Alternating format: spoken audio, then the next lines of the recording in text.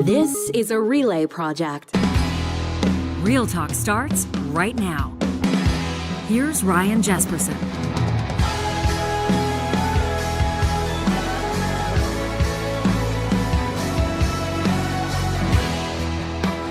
Grateful to have you here for what promises to be an enlightening, informative, maybe an inspirational, and potentially a mind-blowing episode of Real Talk as we welcome three insightful, informed voices. John, I'm packing as many adjectives as I can. We'll maybe even start ramping up the adverbs and other descriptives where necessary to describe the value that this show will provide today. We're going to be getting into the true cost of Alberta separation talk with the president and CEO of the Canadian Chamber of Commerce, the chair of the board of the Alberta Chambers of Commerce, and a nationally known and well-respected economist, professor of economics out of the University of Calgary, Dr. Trevor Tombe, in just a moment. And then primate researcher. He's just back from studying baboons with his as part of his role with Athabasca University. Dr. Hugh Notman's going to join us. Been looking forward to this for a while. I was telling you, I think it was 2, 3, 4 weeks ago. I was staying up late watching this gorilla documentary narrated by Sir David Attenborough, and was absolutely blowing my mind. We reached out to our friends at AU, knowing that Dr. Notman's this renowned primate researcher, and so this is one of those summer interviews where if the front nine of this show kind of gets you down with the separation talk, if you're feeling, man, I know it's serious, I know we have to educate ourselves, we have to level up our understanding, but it's not all there is going on planet Earth. Of course, yeah. The back nine will pay you off with this insight into primates and humans, and I'm sure we'll find more parallels between the two of us than maybe we realized. They're one of the most interesting animals. You look in their eyes, there's a connection there, right? The way they act, the way they move. I mean, I think it's obvious the human connection there is there. So I've always been interested. We've always been fascinated. We're sitting here working and we're watching documentaries on silent in the background from Jane Goodall and renowned researchers and scientists about primates, and it's just amazing. So I can't wait today. I can still hear my buddy, and I promise I'm not gonna bring religion into our conversation with Dr. Notman. But you are. But I might. I'm already doing it in the first 2 minutes. He didn't sign up for that. But I remember a buddy of mine who's a very, he's a sort of a by the book Bible believing Christian. That's great. That's fine. That's his choice, and that's the way he rolls. And a creationist. And he says to me a while back over beers, which was good because I love fodder like this, sitting around a picnic table, 25 degrees, sunny, lots of time to talk. Yeah. He says, if we truly did evolve from apes. Oh, gosh. Why are there still apes? And I just sat there for a second. I'm not sure I have the answer. Maybe we will have to ask Dr. Notman that question. I don't know. I want to give a big shout out as well. It's been kind of an unusual week for us with 2 guest hosts this week. You've been doing a great job working alongside veteran broadcasters, Rob Breckenridge, who hosted a show a few days ago, Supriya Dwivedi helping us out yesterday talking AI tech, algorithms. I'm glad we did. I know we wanted to do it, but I'm glad Supriya took, because I looked at the notes and I was like, only one guest, but we could have talked for another 2 hours. Yeah. Like we went from everything from like how the government basically said, let her rip with AI, and now is kind of stepping back and, since Tumbler Ridge and since the Grok undressing scandal and all those things has kind of been like, okay, we can't let this be like the internet and social media where we just dove in, right? Yeah. But then we also talked about the bills, C-34, C-36, and I finally got some clarity on why, because all the news headlines are negative for the most part from both sides of the spectrum, left or right. But they're refining it, and I think it's good we're doing this because we kind of let social media. We just handed them the bag, right? So with AI, we're taking it a little slower. Well, and I like the title that you and Supriya went with, who's controlling your feed. I think that's a question that a lot of people should be asking. I mean, Robin Bobocel is sitting next to me in studio patiently waiting for me to introduce him and bring him into the You're nodding, I mean, we haven't even officially introduced you I'm yet. I'm building myself an AI chief of staff right now. I'm all in on this stuff. No, but actually people are doing that kind of stuff, right? Awesome. A buddy of mine was telling me he's using AI. I think it was Claude. I'm not sure, but he was using AI to develop basically his own software to manage his own schedule. It's blowing my mind. But we want to make sure we're using it reasonably. Okay, we got to put you back into the shadows because I have a really good introduction for you, Robin. It's funny, though. Everyone I talked to, even last night, I was out for drinks across the street from my place, and I was talking to someone about AI, and everyone I talked to has the same like love-hate relationship. Yeah. Like, they hate certain aspects of it, you know, how creators are getting pushed out of their spaces and how you can tell certain graphic images, videos, etc. You know, art culture is being curated by a computer. You can tell, right? I don't know. Maybe it's just me. I think A older. discerning eye can usually tell. I think most people can tell. For now. Yeah, when it's a little too pristine, right? But at the same time, all the people who are screaming, I hate AI, are the same people who are, you know, organizing their emails and getting information and making their day, you know, adding more time to their day by having AI assist them, right? Yeah, for sure. I was grateful and honored to be out at Sturgeon Valley Golf and Country Club yesterday, as Supriya was hosting on the invitation of Sturgeon County Mayor Alana Nachu. Just put together an unbelievable program and just rolled out a beautiful mayor's tournament out there. They do it all. The Sturgeon Valley Golf Club looks unbelievable right now.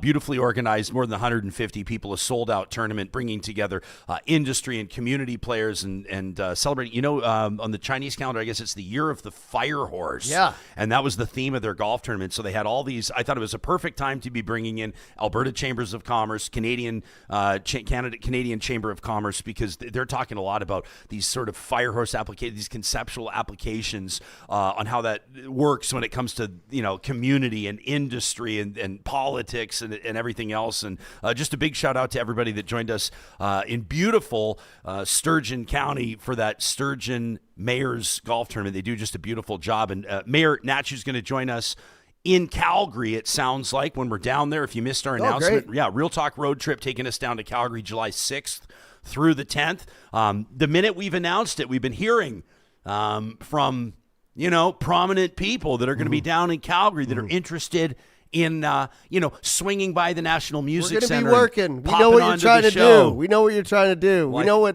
how crazy Stampede gets, but we're nose to the grindstone. They've heard that our studio is right above the historic King I know. Edward. You and shouldn't have disclosed Canada's Blues and we're Bar. staying a block away. Oh, so you can just. Oh, so you can just. But it's good because Mayor Nachu, and I'm not going to say anything. There's some embargoed information and there's some things happening behind the scenes, but there's going to be significant reason to welcome her worship to the show that week. So we're going to do that. Calgary's mayor is going to join us. The Premier of Alberta, Danielle Smith, will be on the show with us. You're going to hear musical guests. We're hoping Cora Blund, JJ Shiplett's going to join us, and more. So it's going to be a great week. That's coming up July 6th through 10th at the Calgary Stampede. Let's get to the subject matter at hand here. Alberta separation. We're about 4 months out from a referendum on a referendum. But if you ask folks in the business community, talk about Alberta separation, let alone a move to leave Canada, an actual move, is having a big impact on business across the country. And our Real Talk Roundtable today is going to dig into that. That starts in 30 seconds. Before we go there, if you've been keeping an eye on Bitcoin, if crypto is on your radar at all, you don't need me to tell you that it's a dynamic landscape. This week's been a bit of a wild one. And let me tell you this, I'm never going to inform or instruct you on how to invest, what to buy, what to sell. Don't ever listen to me for your financial advice. But if you are looking to buy or sell Bitcoin, you know that your trust in an exchange can't be a gamble, and that's why I'm proud to partner with RapidX Financial. We know the people behind the business. This is a made-in-Alberta solution backed by the same experts that have been running and deploying those rapid cash ATMs that you've seen across Canada for like 25 years. They make it easy to get started. 3 different ways to trade.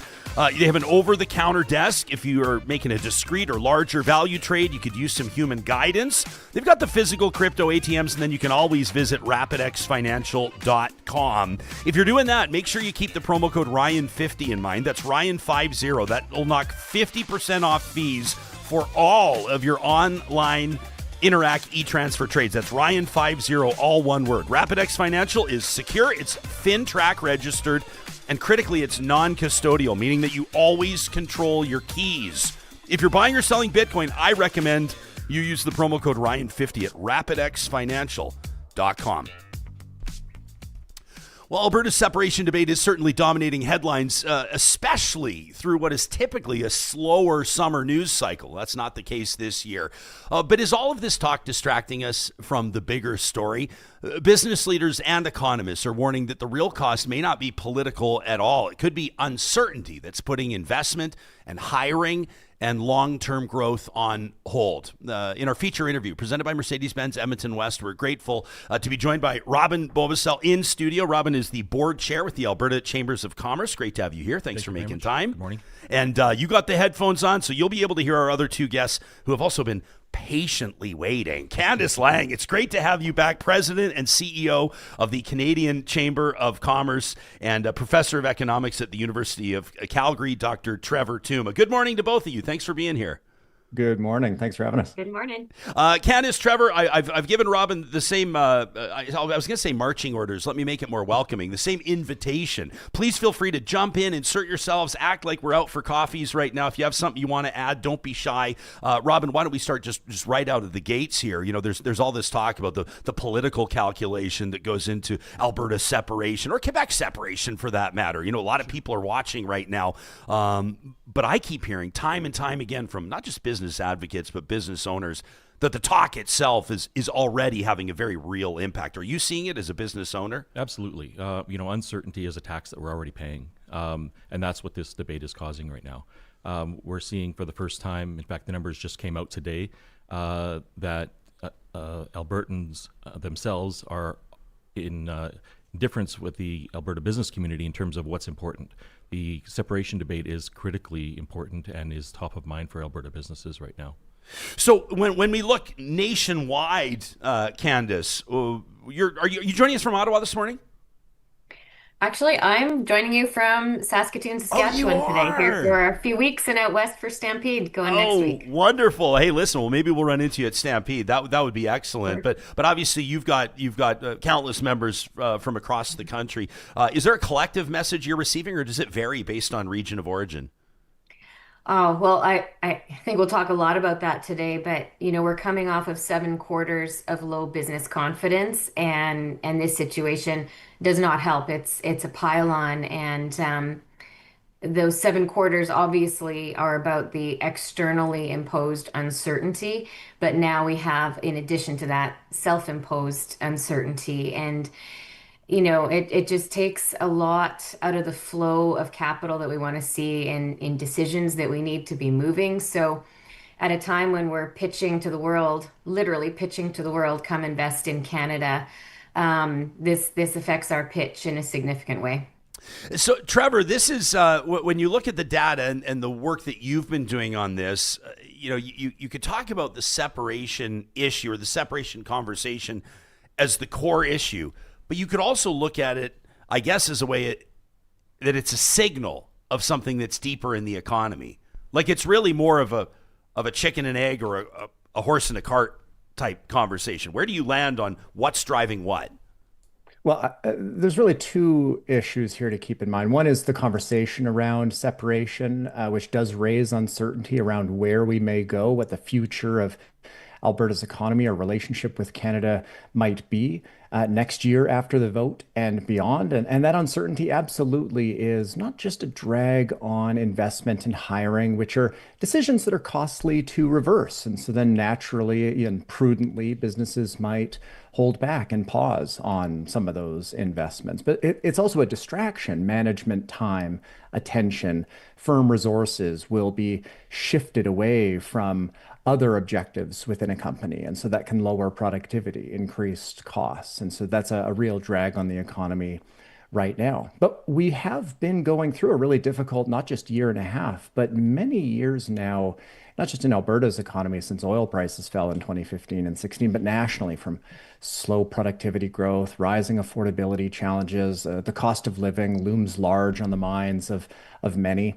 And what makes Alberta separation a little bit distinct from Quebec, or at least the sentiment behind it for some, is that it's much more tied to economic and fiscal considerations. And so part of maybe the consequence of slower growth, less investment in Alberta and nationally over many years now has been a more difficult economic environment that has led to a potential increase in the number of individuals who are quite frankly, a little frustrated and directing that towards potentially supporting separation, not as a genuine view that they think Alberta would be better as a separate country, but as a way to express frustration. And so there is this I guess, feedback loop, if you will, from weak economic performance to support for separation, and this other direction of rising support for separation, weakening the economy further.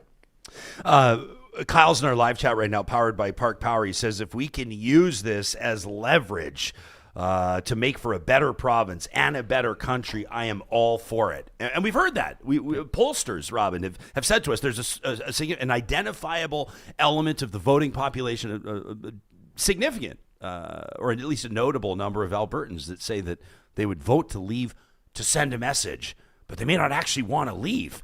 But what sort of an impact can that have? I mean, even the talk, causes some differences or difficulties for investors to make the right decision to invest in Alberta. One of the things the Alberta Chambers of Commerce is striving to do in this debate is to separate the difference between the emotional side of the debate and the economic side of the debate. This isn't a deeply emotional issue for a lot of Albertans, but the reality is we don't want to get into that side of the debate. We want to give Albertans the numbers, the data to make an informed decision so that they make the right decision. And I think, that's a critical piece that Trevor was speaking on, the differences between the Quebec separation issue and the Alberta separation issue. Albertans who are maybe supportive of separation currently, they feel disrespected by the federal government, by Confederation, and maybe they have a right to be. I mean, certainly Alberta has gotten a raw deal over the years.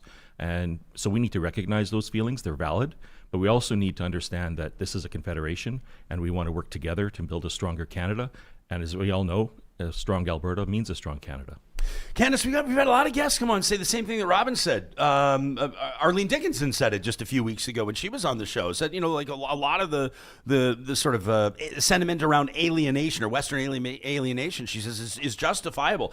Do you think that your members in other parts of Canada would agree with that? Like, would chamber members in BC and Nova Scotia and Quebec agree that Alberta was getting a raw deal for years from Ottawa?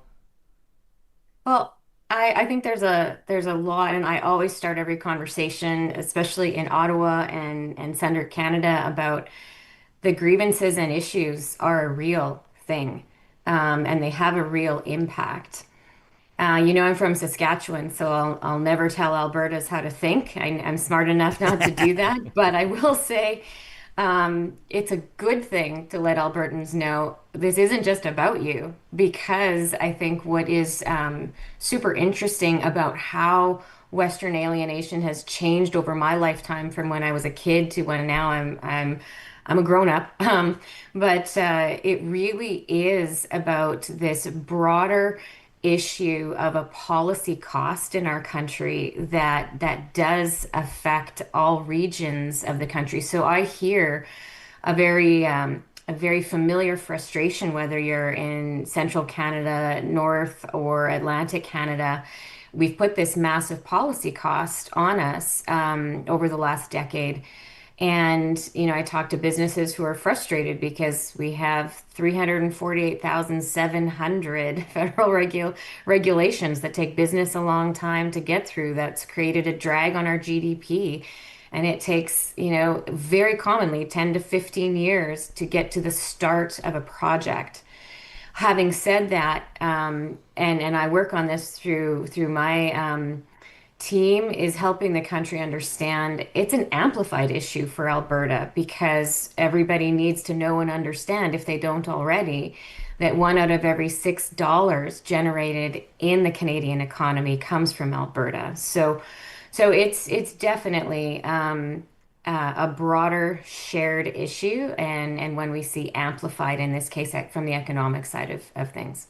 Yeah, I'll just put this out to the panel, whoever wants to jump in on it. One of the things I thought was really interesting, I mentioned I was lucky enough to MC the Sturgeon Mayor's golf tournament out in Sturgeon County, obviously the industrial heartland, and there's a lot going out. We were talking about the Northwest Redwater Partnership and global diesel demand, and man, did I learn a lot yesterday just talking to these folks. But I was hearing from industry people and people involved in politics discussing how the dynamic nature of Alberta's political landscape over the past decade or so has had a huge impact on international investment in a way that Albertans might not recognize. And the main point that they were making was that for many, many years, and depending on how you vote, this could be a good thing or a bad thing, but for many, many years, Alberta politics was very predictable. It was very steady. You kind of knew what you were getting from the context of somebody that was making investments into Alberta or investing in Alberta. And they were saying that just hasn't been the case in the last while. And they were arguing that it is certainly impacting investment. They were adamant on that fact. Would the three of you agree, or would any of you take issue with that? I would absolutely Well, maybe I'll agree. jump in quickly Yeah, go ahead, and Trevor. distinguish between a couple things here. There are absolutely short-term consequences of policy uncertainty. And in Alberta 10 years ago, with a change in government, a much more competitive political landscape in the province does elevate the degree of policy uncertainty. There are some measures of this that do show Alberta uncertainty a little higher than the national level, starting around 2015, and that's naturally going to detract from investment. But there are longer term benefits as well from having a more competitive political environment in the province. It keeps governments a little bit more accountable. It might lead to better policy being adopted longer term. So there is a trade-off, if you will, from having better policy over time. What I think is important is that we don't have sudden changes in policy that are completely detached from the economic reality of the province. Normally you have a change in government and you tweak things at the margin. There wasn't a massive change fundamentally between Paul Martin, say, and Stephen Harper. And while there was a greater amount of change between Harper and Trudeau, these were more at the margin. And I think this is natural to any democracy that is healthy and something we should welcome. And while there can be a short-term cost, there's a longer-term benefit as well. But I guess maybe a final point that links into something that Candace just noted about these regional challenges being something that we see across the country. It's also not new to Canada at all. We started right after Confederation with a separatist party in Nova Scotia fighting for better terms. We see this time and time again in the country, and keeping in mind that regional tensions are normal and healthy, and we shouldn't shy away from difficult conversations, because while there is that short-term uncertainty about where things are going to go, it does tend to lead to longer term improvements in policy nationally. And so, when there's federal policy that adversely affects the province, and I think there has been over the past several years, the response is to roll up our sleeves and get in there rather than throw in the towel and separate. Robin? Yeah, sure. So obviously, we benefited for years for the political legacy that existed for 40 plus years in Alberta in terms of providing that certainty for investors. And in terms of where we're at today, I think obviously it's a different world politically than it was back then. Certainly, the Alberta Chambers did a survey in January where it said I think it was 39% of Albertans are making the decision. Sorry, 54%. Numbers just came out yesterday, so haven't committed them to memory yet, but 54% cite uncertainty as a significant reason for slowing their workforce growth. So obviously that's going to have an impact. With our membership, when an electrical contractor, for example, in rural Alberta is going to make a decision on whether they hire another 5 electricians, and they consider the uncertainty that we're all experiencing right now, they might decide, you know what, I'm not going to do that. In fact, I might have to lay off 2 or 3. And so it's rural Alberta, kind of the canary in the coal mine in terms of what the impact of this debate is having. And we're seeing that out there with our membership. Candace, is this uniquely Alberta, or is this just like a louder version of maybe what's happening across the country? No, absolutely. It's like the version. What Trevor said, I absolutely agree with.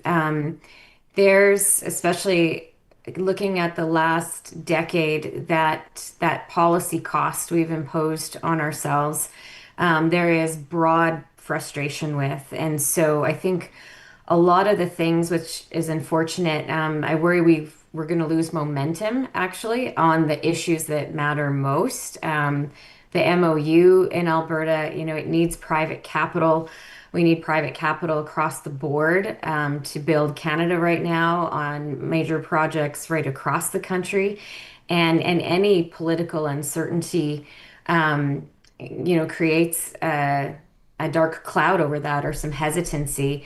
But underpinning that, to your question, in terms of the version, there's like Trevor said, a very, very common thread right across the country that we need to act with urgency and really have the ability to set our policy in the context of our ability nationally to maintain our economic security and sovereignty. And so, as I said, it's heightened or amplified in Alberta, but I think actually, quite interestingly, this is a place where we find ourselves in a level of concern right across every region of the country. This is a debate, a conversation obviously resonating with our live streaming audience. They're watching us courtesy of California Closets across 7 different social media platforms. You can book a free consultation today at californiaclosets.ca. Super Chat Ken kicking up $10 to make his question pop up here. Says, you may want to ask Dr. Tombe. Trevor, I may be springing this on you. I'm just seeing this website for the very first time, okay? This is financesofthenation.ca. This is an amazing site, it looks like. Super Chat Ken says, please ask Trevor to talk about the Finances of the Nation site, the fiscal balance calculator, and how we should figure out what is a fair balance beyond reasonably high income tax disparities. Are you in a position to chat about that right now off the top?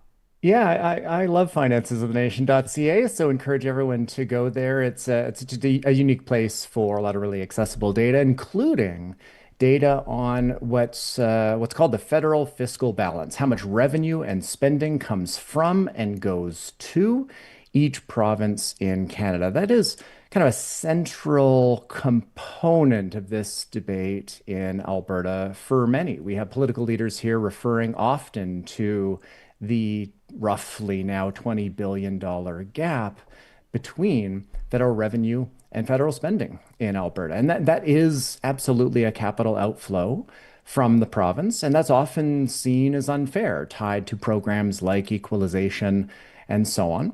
But I think what might surprise many is that when you look under the hood and you see what's behind those outflows, what's really driving it, it turns out it's not as much about things like equalization as you might think.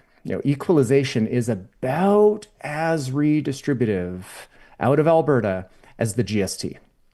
Even though the same 5% rate applies in Alberta as anywhere else. It's simply the fact that Alberta has a stronger economy than the rest of the country, higher average incomes, therefore higher levels of consumption, so naturally higher GST payments than you see elsewhere. And consequently, for personal income taxes, both on individuals, but also corporate income taxes as well, the federal government raises a lot more from Alberta-based taxpayers as a consequence of that strong economy and high income and large amounts of profit.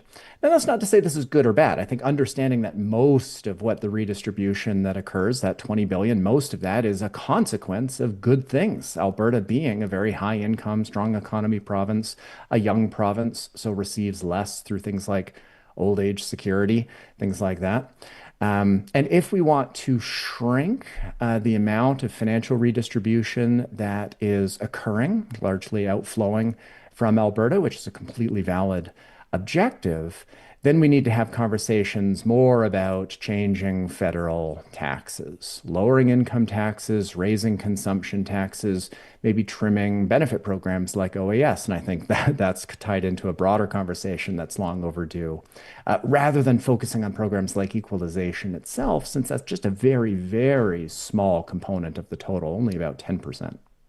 If you're just joining our live stream presented by California Closets, that's economist Dr. Trevor Tombe. He's joining Candace Laing, president and CEO of the Canadian Chamber of Commerce, who's joining us from the beautiful province of Saskatchewan, and of course right here in our Mercer Warehouse studio downtown Edmonton. Ruthann, Bobocel, board chair for the Alberta Chambers of Commerce, a small business. You do a whole bunch of stuff, Ruthann, by the way, don't you? That's why I need my AI chief of staff. You're involved in the trades. You've got a retail business. Our friends at the Alberta Chambers of Commerce are making this conversation possible, and they've got some new numbers out, which I think we need to insert into this conversation. This has just been released, like as we speak. You can always learn more about what the Alberta Chambers are doing, by the way, by checking out abchamber.ca. But let's look at these numbers here as business confidence in Alberta declines as uncertainty grows. For those responding to this survey that was conducted, May 22nd through June 17th, these are recent numbers. When asked among businesses about the most important issue facing Alberta, the majority, or at least the highest recurring number, was the impact of federal government policies on Alberta at 20%. 1 in 5 businesses identified that as the most important issue facing the province. The second most important, that was a 15%, was a separation. And 13%, just close behind, was both access and quality to healthcare and the provincial economy. Interesting there. Also, when asked about issues that were being experienced as a result of discourse around separation, specifically relating to Alberta's economy, 85% of respondents indicated that business investment is down. It's having a very or somewhat negative impact on the economy. 85%, 71% more businesses considering leaving or expanding outside of Alberta, and over 60% concerned about a higher risk of recession. So these are pretty significant numbers. You can always read more, learn more, and plug in by visiting the Alberta Chambers of Commerce online at abchamber.ca. Trevor, one interesting finding here is that Alberta businesses have indicated that they see major value in CUSMA. In Canada-U.S. trade, and that relationship obviously up for renewal on July 1st. I'm not sure anybody thinks that that'll happen on July 1st, but regardless, the negotiations continue. Are Albertans thinking more nationally maybe than they're being given credit for? Well, these numbers are validated entirely by the data on, the structure and nature of Alberta's economy and how important trade is for it. I estimate there's about 900,000 Albertans who work in sectors that are significantly exposed to disruptions in trade, not just internationally, but also with the rest of Canada. About 16 cents of every single dollar earned in the province by workers, businesses, everything is from interprovincial exports. Now, international exports are more important. There's about 450,000 jobs that are either directly employed in an exporter to the US or other markets, or indirectly, employed by a supplier to those exporters, and so on. And so that's a significant share of the workforce. And any increase in trade cost, either as a result of loss of free trade access to the United States because of disruptions to that agreement that we currently have with them and Mexico, would be quite costly. It would risk a lot of jobs in those sectors, and interprovincially too. There's nearly 330,000 or so Albertans today who are employed directly or indirectly because of exports to other provinces. And that's also why separation kind of raises this important potential economic cost, because the uncertainty is faced by those firms that are dependent on exports to the rest of Canada. Those are firms that not just employ a great deal, but firms that account for a lot of investment. They tend to be higher productivity firms as well. And so hits to them have an outsized implication for the economy as a whole. And so international trade gets a lot of attention, very important, especially here in Alberta. And any increase in trade cost is detrimental to us. The same is true within Canada for interprovincial exports as well.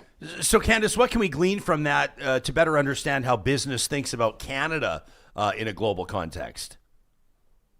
Yeah, well, I think to Trevor's point, just to build on that, I mean, the economics of what we're looking at here are so incredibly clear, but we still have to speak about them. And when we look at all of our regions, our provinces, we are exporting. We are a small population, blessed with a lot of resources, and we're a trading nation.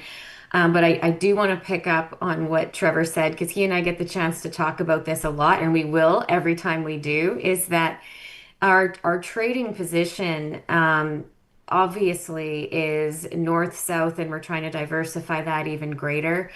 But I have been concerned about, and business looks at this, what about our own market? And we had some great leadership and momentum actually really out of Alberta on leading internal trade, changes and opening up that internal market.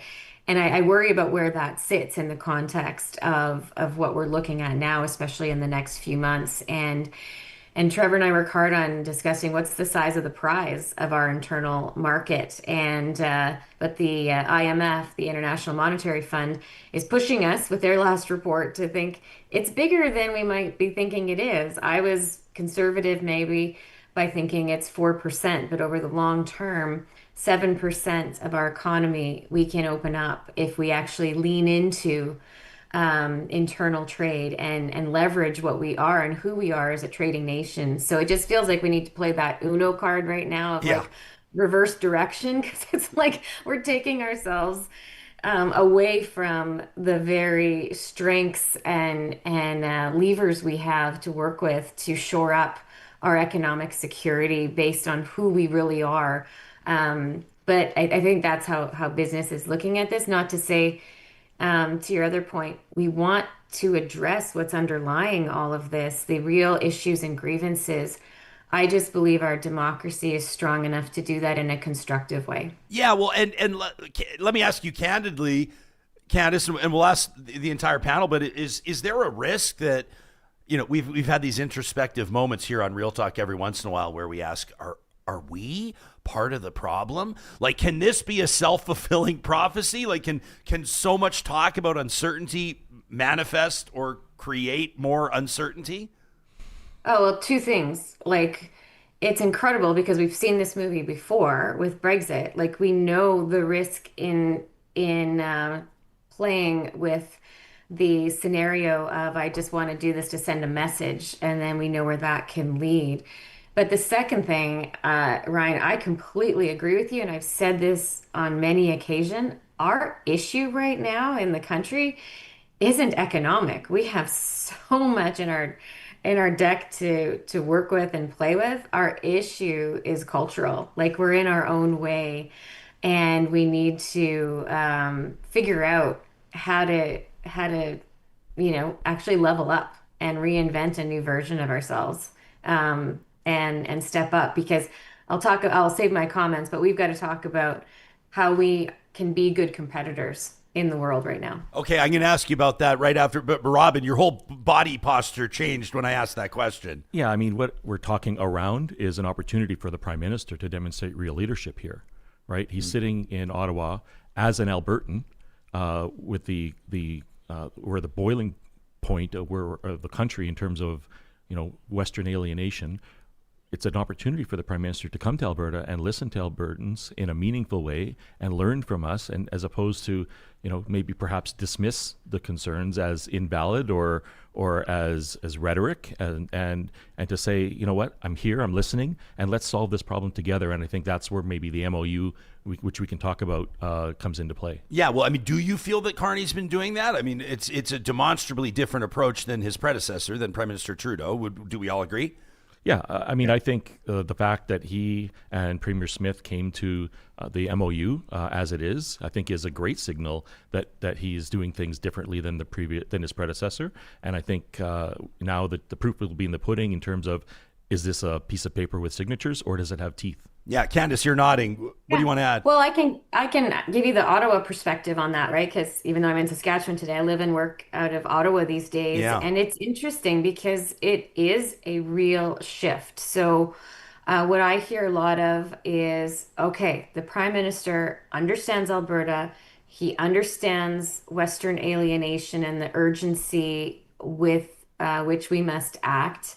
And I hear from people around him, and this is both good and bad, but they're like, oh, okay, this is a real issue now because he is seen as prioritizing it with sincerity. So what that tells us is a couple things, like maybe it wasn't looked at with urgency or sincerity before that, but it is now. And I'm happy to share that because that is what I hear in Ottawa. I think for this group and maybe Robin, I don't know Morgan, who was recently appointed. I think we'll be watching that with a lot of close attention. How Morgan, as the Prime Minister's appointee on this file, intends to engage with stakeholders as well. But Robin, to your point, absolutely. I mean, I hope to see the Prime Minister at Stampede. We did last year; it was great. We need more genuine engagement like that as well. Trevor, where's your head at on that?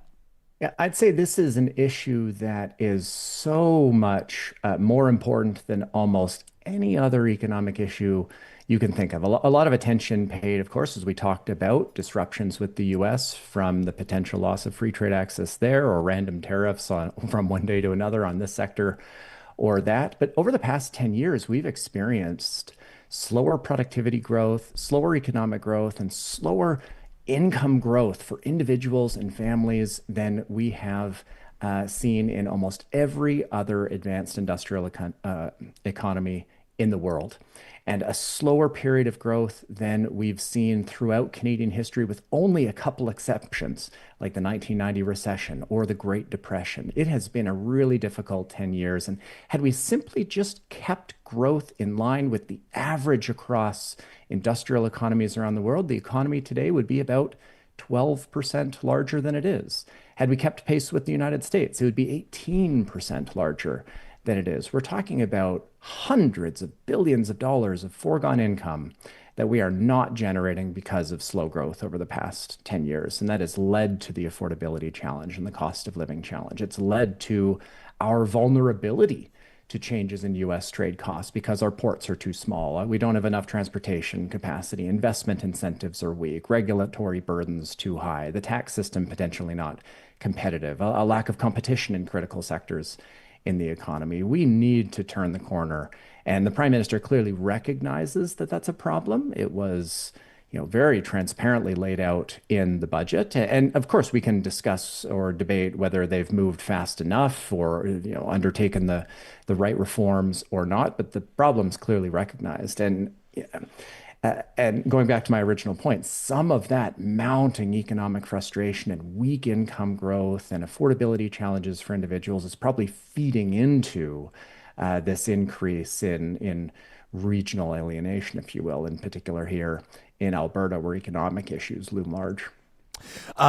Before we wrap, I mean, we can all agree, and Robin, you talked about sort of deliverables or going beyond MOUs and signatures and photo ops.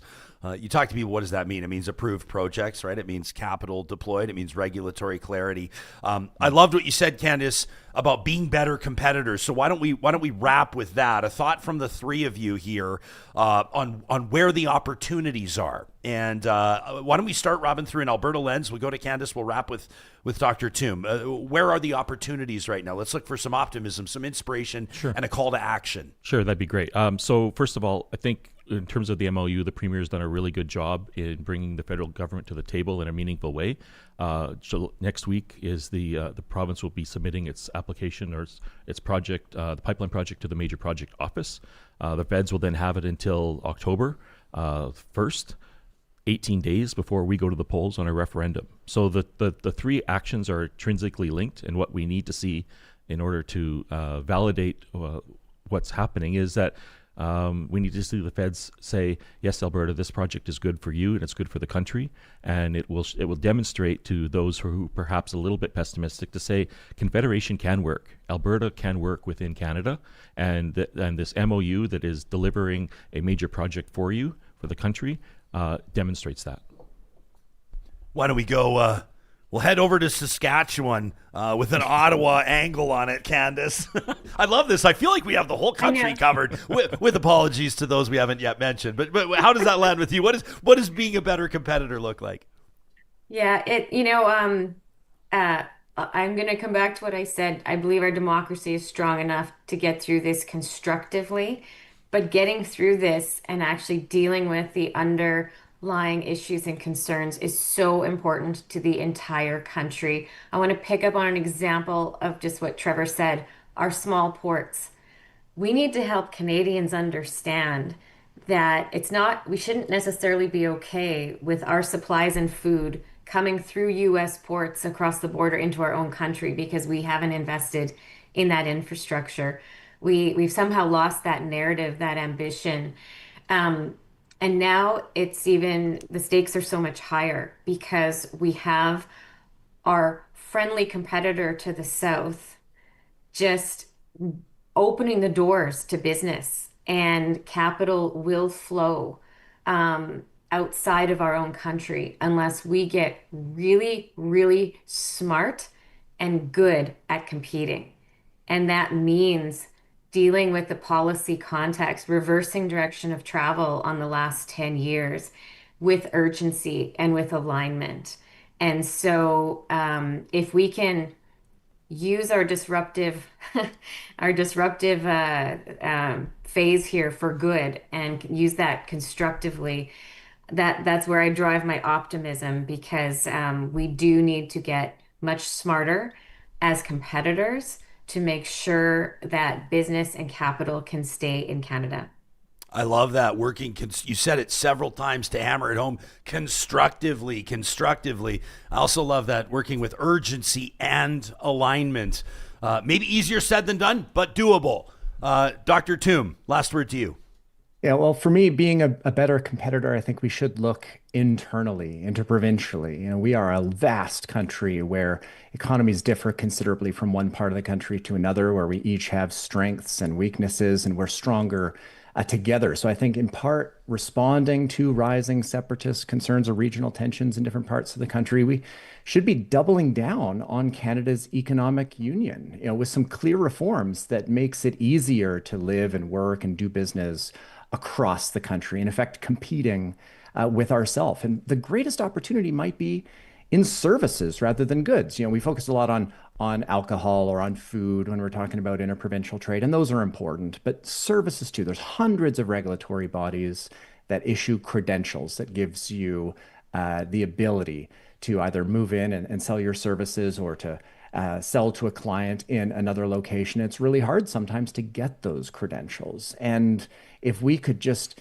ease up on that, recognize that, a podiatrist from New Brunswick ought to just be allowed to practice wherever automatically.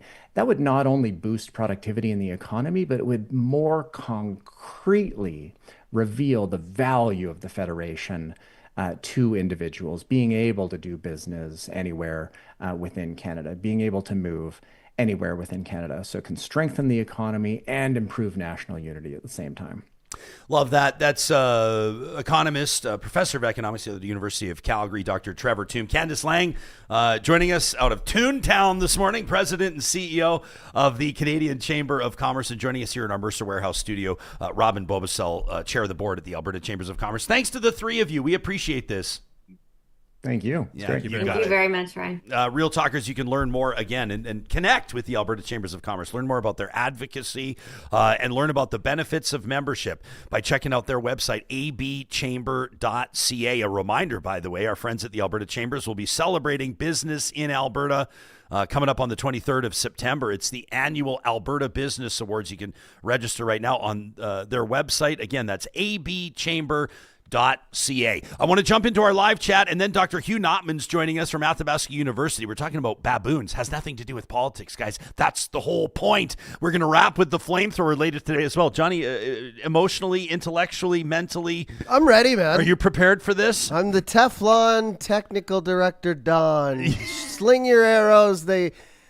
No, I'm just kidding. If you missed it, Real Talk, Johnny prompted I stepped in one this week, didn't I? I'm just kidding. You prompted some Flamethrower submissions by suggesting that people that were sick and tired of 2 a.m. noise from the Cowboys tent at the Stampede in Calgary are Debbie Downers. Well, that they could just leave for a week or two.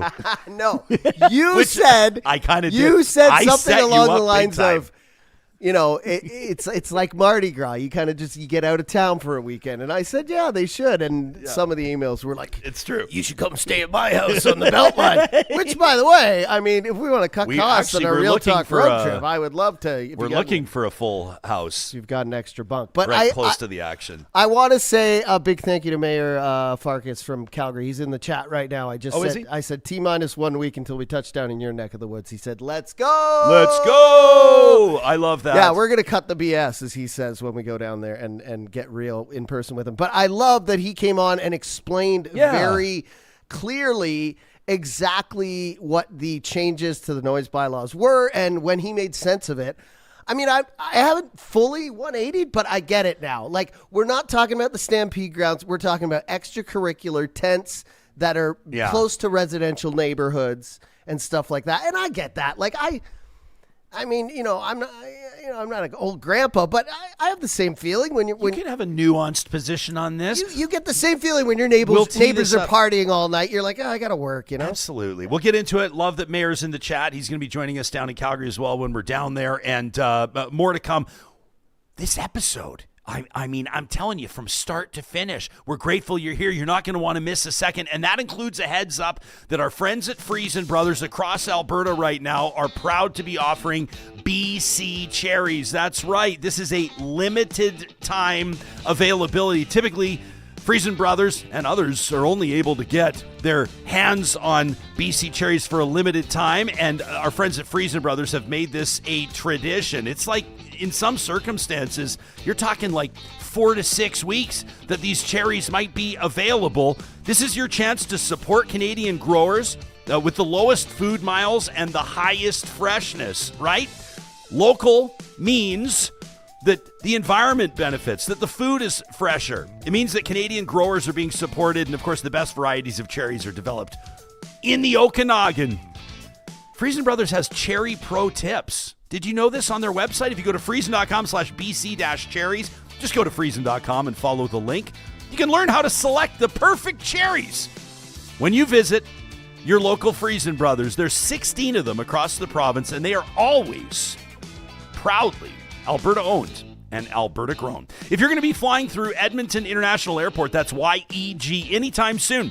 Could be like later today. It could be 6 months from now. Make sure that you're getting rewarded. YEG Plus is Canada's first airport loyalty rewards program, and it could not be more simple to sign up.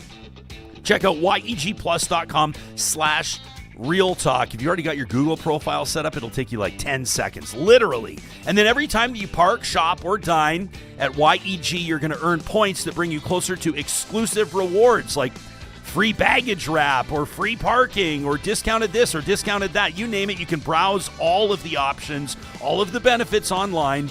Sign up today. So the next time you fly into or out of Edmonton, you're getting rewarded. Again, that's yegplus.com/Real Talk.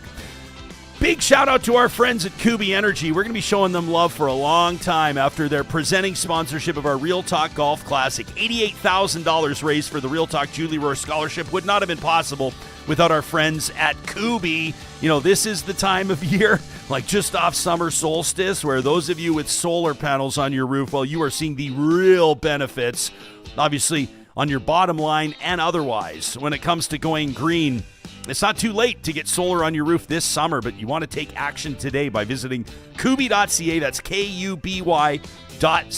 The quote is always free.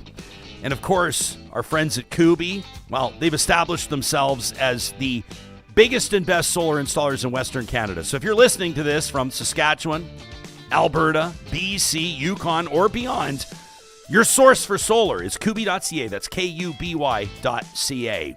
Our friends at North Road Investment Council, online at northroadic.com, reminding you that most people don't realize something about the financial industry. You could be working with a planner, feel like everything's covered, but behind the scenes, your management, the investment management is actually being outsourced to a different firm, which means that you're effectively paying twice.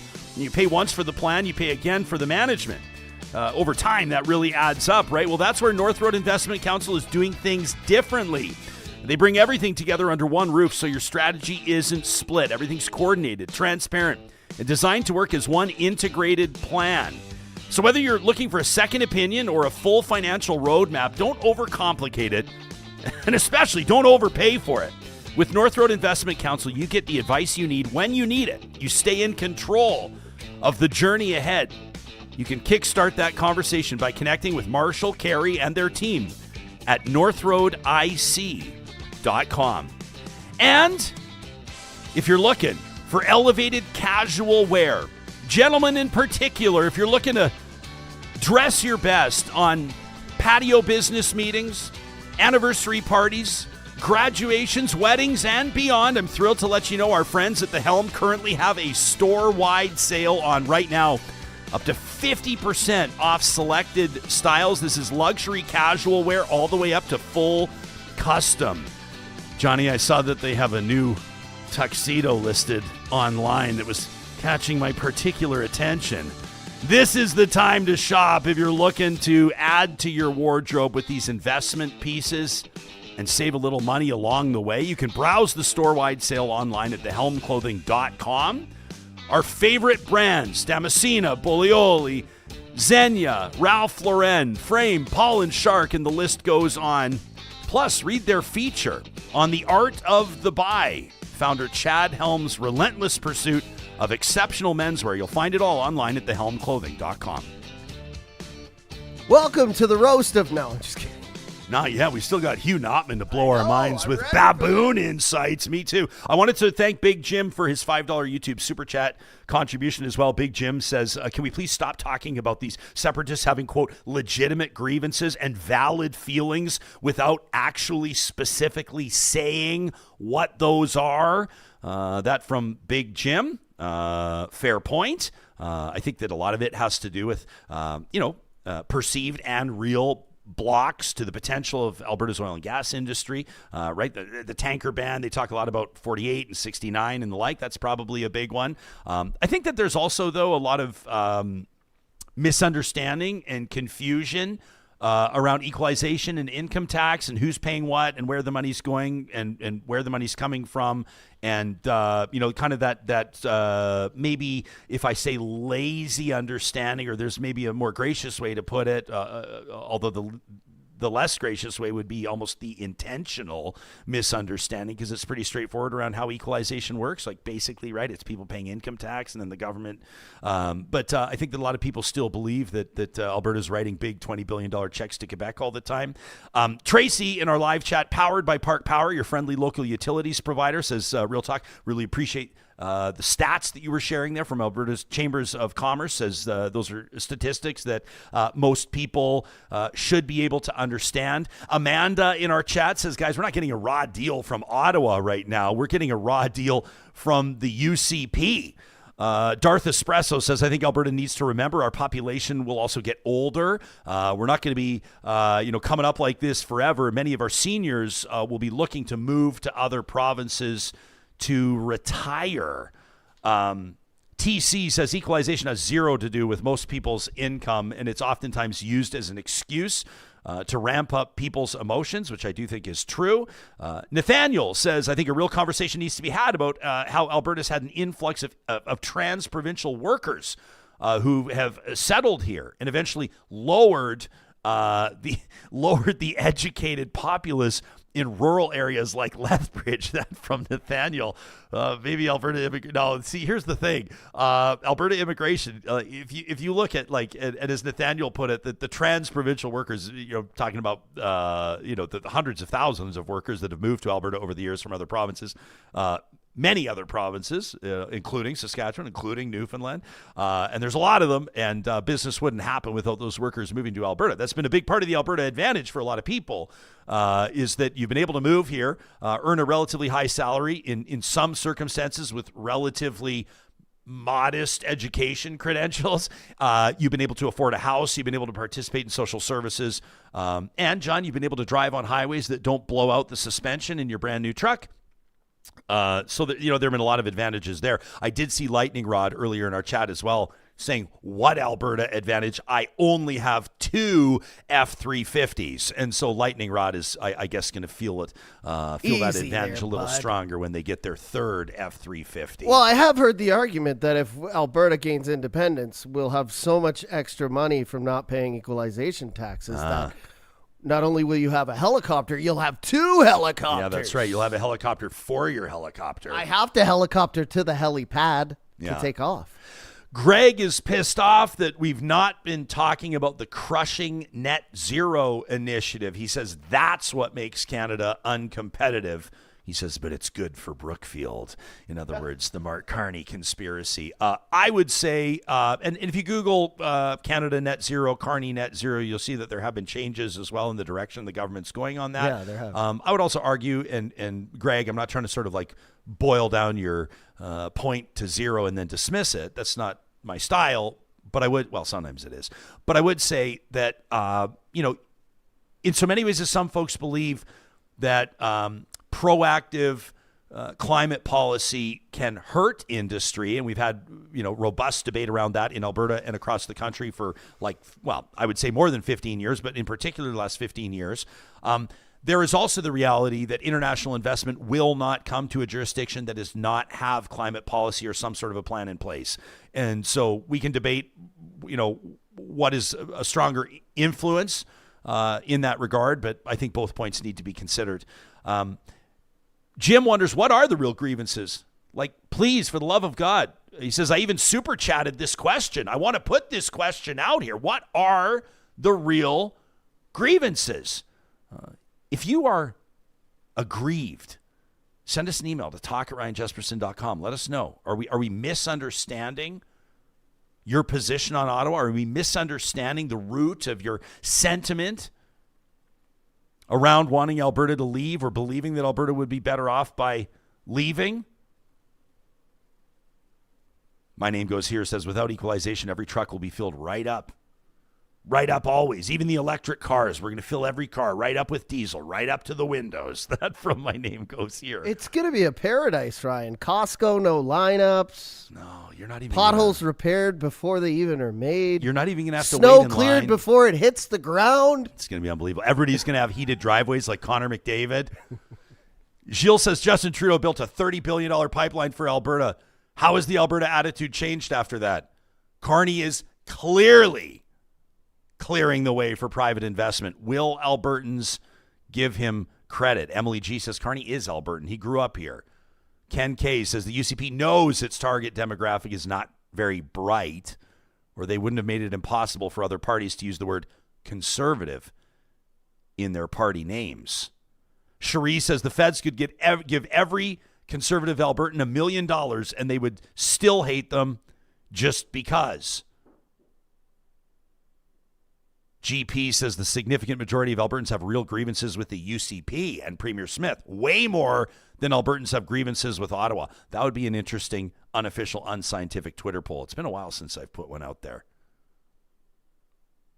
Tracy C says Alberta's federal transfers have continued to increase. Our workers continue to receive higher EI benefits, and we receive most of the business subsidies, which is, I mean, when you look at the facts, when you look at the numbers, there's that you can spin, there's that you cannot deny. And there you have it. Keep the conversations coming. I mean, I see that many of you are continuing to roll here, and we can keep it going. Talk@ryanjesperson.com is where you can send us an email anytime. A lot of you are saying that the grievance culture, this is where it starts to fall apart when you ask for specifics, right? Yeah. And Van Ryder fan says Connor McDavid won't need his heated driveway when he moves to Las Vegas. Okay. Ayo! Okay, Ryder. Ayo! All right. Ryder fan. Friends, this is a hard swerve, and I've been looking forward to this interview for like a month. No pressure to our next guest. But if you've ever looked at a primate or a troop of baboons and thought that they look surprisingly familiar, our next guest may tell us that we may be on to something. Dr. Hugh Notman is a biological anthropologist, a primatologist, and associate professor at Athabasca University, who spent decades studying the social behavior, the communication, and the cognition of wild primates in places like Panama, Uganda, Belize, South Africa. His research explores everything from how baboon mothers recognize their infants' calls to chimpanzee vocalizations and what they can tell us about the evolution of language and even human social behavior. Will he today help us better understand not just our closest relatives, but even ourselves? What an absolute pleasure it is to welcome Dr. Hugh Notman to Real Talk. Thank you for making time for us, and welcome to the show. Well, thank you very much for having me. I feel like I'm here with something completely different. That's the whole point, Doc. That is the whole point. We need a break. We need a break from talking about separation of politics, and everybody can agree. And if you don't, I don't want to hear about it. Everybody can agree that primates are just absolutely fascinating. And I feel like my algorithm truly understands that we've been planning to speak with you for quite some time, because I have had a disproportionate amount of primate content on my Instagram recently. I've gone down rabbit holes on YouTube with great enthusiasm.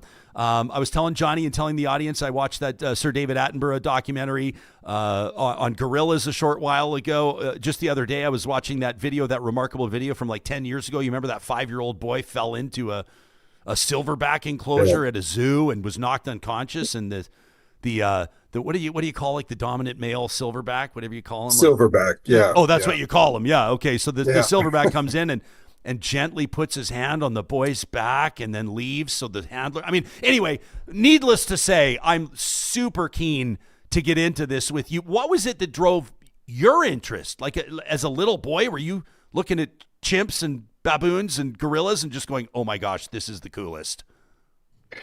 Yeah, I guess it was that, I was one of those teenagers that every time I walked by a magazine rack, you remember those? Yeah. Yeah. I would see a lot of those magazines, like Discover magazine, those science magazines that had, something about human evolution.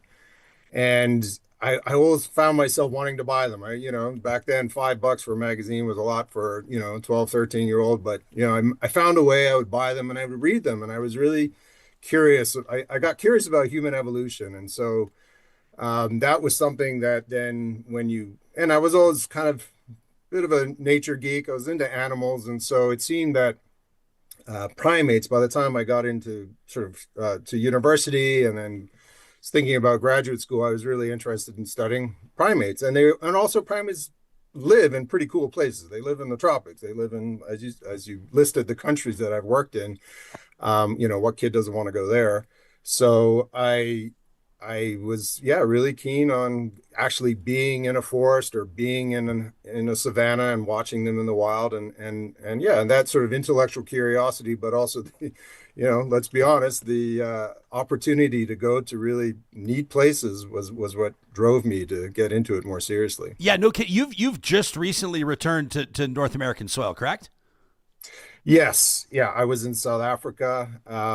That was actually my main reason for being there was actually educational. I was with a group of students. It wasn't research that I was doing specifically at the time, but it is a site that I am just actually in making early forays into starting it. The animals there, which are baboons, aren't fully habituated yet. They're not used to people following them. So they're still a little skittish, which makes it difficult to get really good nuanced data, but they're getting there. We've got people spending time with them there, following them and starting to collect data. But I took some students there, just it's part of a program that I do. Actually, through that one is through the University of Calgary, but it's open to students across Alberta, and it is just it's like a method course. Yeah, there I am right there in the truck with the students, and we take students so that they can learn how to observe baboons in the wild and to collect data. So when you say they're not fully habituated, or they're not necessarily, I wouldn't say ready for you, but to use layperson's language, we see these legends like Diane Fossey or Dr. Jane Goodall, and they're just like right in there with chimps or apes or what have you. And can you give us a sense, or I say us, I feel like this is a one-on-one conversation because I just have a million questions for you. But how remarkable that is, or the work that goes into getting there, or the level of maybe mutual understanding that maybe inherently exists between primates and humans. Like, how does this come about? How do you get to a point where the baboons are more cool with you being close to them? Yeah, it's a long process. So what you see on National Geographic with Jane Goodall or Diane Fossey, where they're sitting right amongst them, as if they're in the living room with them, that took a long time. That took years. And so so there's two reasons why wild animals of any kind are pretty skittish around humans. One is they're kind of weird. They see us as something foreign. They're not used to having people follow them around like that. The other reason, of course, is that most animals in the past have learned that humans are bad news. They can be. we're hunters. We, so for millennia, a lot of these animals have stayed away from us. And so so they have good reason, I think, to be pretty skittish around us. And so it takes we approach what's called habituation very cautiously. Like we start by being way back and just trying to follow them from far away. And it just takes a lot of, once they realize that we're just part of the background, we're just like one of those zebras or wildebeest, that we're just part of the scenery. We're not, we're not going to do anything. But gradually we start to get a little bit closer, and we have to push it a bit. Every now and again, we get, maybe 2 or 3 of us will get closer and they'll run away, but then we just very quietly follow. It is a long, long process. And so in the past, some researchers have used enticements. They've done what we call provisioning. They've actually put food out to get the animals, to incentivize them to habituate a little bit quicker. That has problems. We don't do that anymore. There may be some researchers that do that in places. I'm not aware of any that currently do that. It's problematic in the sense that, first of all, when you start giving primates food, it increases the risk of disease transmission. It also means they all come together in one place, and so a lot of the early primate studies had a lot of violence. There was a lot of aggression. The researchers know, they're always aggressive with each other. And when you think about it, if they were being provisioned, that's like throwing all this food in one spot. It'd be like watching a bunch of humans at a buffet and saying the fact that they're kind of fighting and jostling, and they always do that. That's part of their normal behavior that they exhibit all the time. When in fact, no, it's because you have this high value resource right there and they're all trying to get it at once. And so they're going to squabble. And so we realized that their behavior, we were sort of eliciting an unnatural behavior. I mean, squabbling is natural, but at rates that are higher than is normal. They don't normally do that in the wild because their food is much more dispersed. So yeah, that's provisioning, which we don't really do. So normal habituation takes a long time. And we're still working on that in the baboons right now, and that we're working with in South Africa, but they're getting better. And baboons are quite bold animals. Like they're quite, and they have had a long history with humans. And in fact, in many parts of Africa, they're considered a pest. They've become too habituated to people, and they're very good at crop raiding. And so they're not tolerated in many parts of Africa where they occur, because they're very opportunistic, and they're good at stealing food from farmers' fields or from people who are just growing food for subsistence. How would you, are there like sort of like species wide or inherent specific characteristic personalities? So if you look at the characteristics, for example, of like a baboon versus an ape, or like an ape versus a chimpanzee, how dramatically different are they across the species?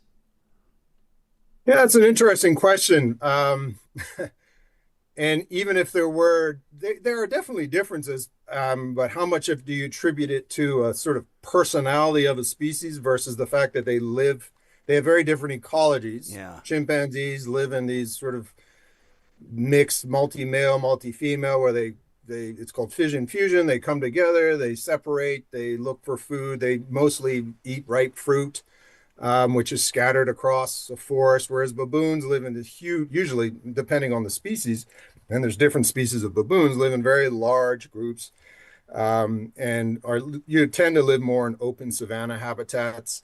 And gorillas live in very small cohesive groups, very tight. Usually it's the silverback male, one male, maybe another male, and then some females, and they tend to eat leaves and vegetation that grows on the ground, mostly because they're so big. They don't tend to spend a lot of time up in the trees. So they have very different ecologies, which means their social behavior is very different. So a lot of the differences you see in the behavior of the species, or even the personality, is really attributable to their social organization. So gorillas, that silverback male, he's the dad of all of the infants and the kids in the group with all of the females. Whereas baboons, there's like a bunch of different males, a bunch of different females, a bunch of kids. There's no paternity. There's no sort of quote unquote family life the way there might be in, to use that term loosely, with gorillas. And that's with chimpanzees is probably a bit more like baboons that way as well. And also just things like different species have different ways of like, so what happens when, a young chimpanzee or a young gorilla or a young baboon grows up? That depends on the sex of the animal. If it's a female baboon, they always stay in that same group their entire lives. And the males leave and join another group. In chimpanzees, it's the opposite. The males stay in their group their whole lives, that the group in which they're born, and it's the females that leave and migrate to another group. And of course, that ensures outbreeding. So again, the behavioral differences and the kind of personality differences we see between the species really, I think, comes down to those what we call socio-ecological differences. When you're watching a troop of baboons in the wild, are there behaviors that immediately strike you as almost deeply human? Yeah, I mean, I guess the main thing that is really quite unique to primates and I think resonates with us is they are highly social. They have very complex social worlds. I think that's really the hallmark of primates and including us. I mean, when you think about how much of our cognitive space or what we're thinking about every day, even if it's subconsciously, what is it mostly? It's mostly navigating our social worlds. I mean, nowadays we're doing it sort of through these little devices, but we spend a lot of time thinking consciously or unconsciously about the people around us, the people we're interacting with. And also every person we meet we have a different relationship with. We have different categories. I meet you have your partner, you have your family, you have your friends, you have kind of acquaintances. Then you're running into complete strangers on the street, and you're using your brain to sort of think about how you're going to interact with each of those people. And primates, especially those that live in really large groups, it's the same for them. They have different relationships with each other. So, some of you might say, well, I have there's big herds of cattle out there. They live in 100, 200 herds strong. Like they have to deal with lots of other cows. Yeah, not really. They probably, and I mean, maybe someone will contest this if you're a cow behavioral specialist, but they pretty much probably just stick to themselves, and they herd together because there's predator protection to it, but they don't have differentiated relationships with each other. They don't recognize every other cow in the herd, and oh, that's Bob and that's John, and whereas primates, we think even when the ones that live in quite large groups have a sense of their relationship with each and every other individual. Some they're close with because they're kin. Some they're not so close with because they're not kin at all. But our research has shown, or decades of research, not just mine, but they do have a sense of, that is a monkey that is in our group, but it's not part of my family group. I'm going to treat it differently than the one that is, say, my sister or my auntie or my niece. And so they seem to have this understanding of differences in relationships, and that each individual is an agent that is different from, that they have a different relationship with that one than that one. Now, that doesn't mean that they understand that monkey is an individual in and of itself, just like me. That takes what's something called theory of mind. And that's something that we think is pretty unique to humans, is understanding that I am an individual and I'm one of many, and that all the other people around me have their own perspective. They see the world through their own eyes. We don't think the primates are good at doing that, if they can do it at all even. But they understand that my relationship to that one is different from my relation to that one. And even they can understand, we think, that the relationship between those two is unique from the relationship either of them have with me. It's what we call third-party relationships. But that's not the same thing as understanding that Bob and John over there have a perspective on the world that's different from me, Hugh. Right. If that makes sense. Yeah, no, I'm hanging on your every word. Dr. Hugh Notman is joining us from Athabasca University. By the way, I'll let the audience know, Doc. We're going to post a link to a feature on the work that you're doing. It's just out from our friends at AU Online at athabascau.ca, studying primates to learn more about ourselves. That'll be in the show notes on the podcast and on YouTube if you want to learn more. What has surprised you? This might be, I don't know if you can answer this question because maybe there's a million ways you can answer it, but what's most surprised you about primate intelligence based on your years of observation that the average layperson probably would never realize or would be blown away by? That's a tough one. Sometimes it sounds like a bit of a buzzkill to say this, but sometimes I think in the early days when I got into this, I thought I would see a lot more almost similarities. I thought I would say, oh, they have their own, they have a language that's like ours. They have what I had mentioned before, theory of mind. Surely the animals have this ability to see a perspective just like something similar to ours. That's why we study primates, is we're looking for a lot of the qualities and the dimensions that make us human, things like theory of mind, language, culture. That these we would find the roots of them somehow in non-human primates. And I think what surprised me is that that's not necessarily the case, that they are really good at almost faking that. They're really good. They're very, very good at reading the behavior of other individuals and anticipating. They learn very quickly. They're really good learners. They're really good learn socially. If something has happened in the past, they can predict based on a repeated series of events of that happening that it's going to happen again, even in a complex social world. We tend to use more theory of mind in that. I mean, we probably use just predictive associative learning as well, but how primates, over time, they're like the saying is they're really good at reading others' minds, reading others' behavior, but not other individuals' minds.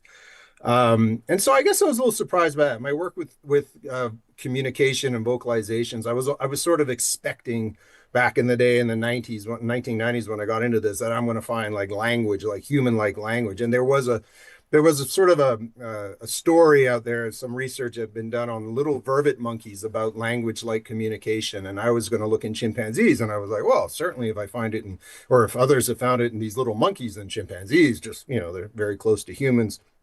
We know they can learn things like sign language.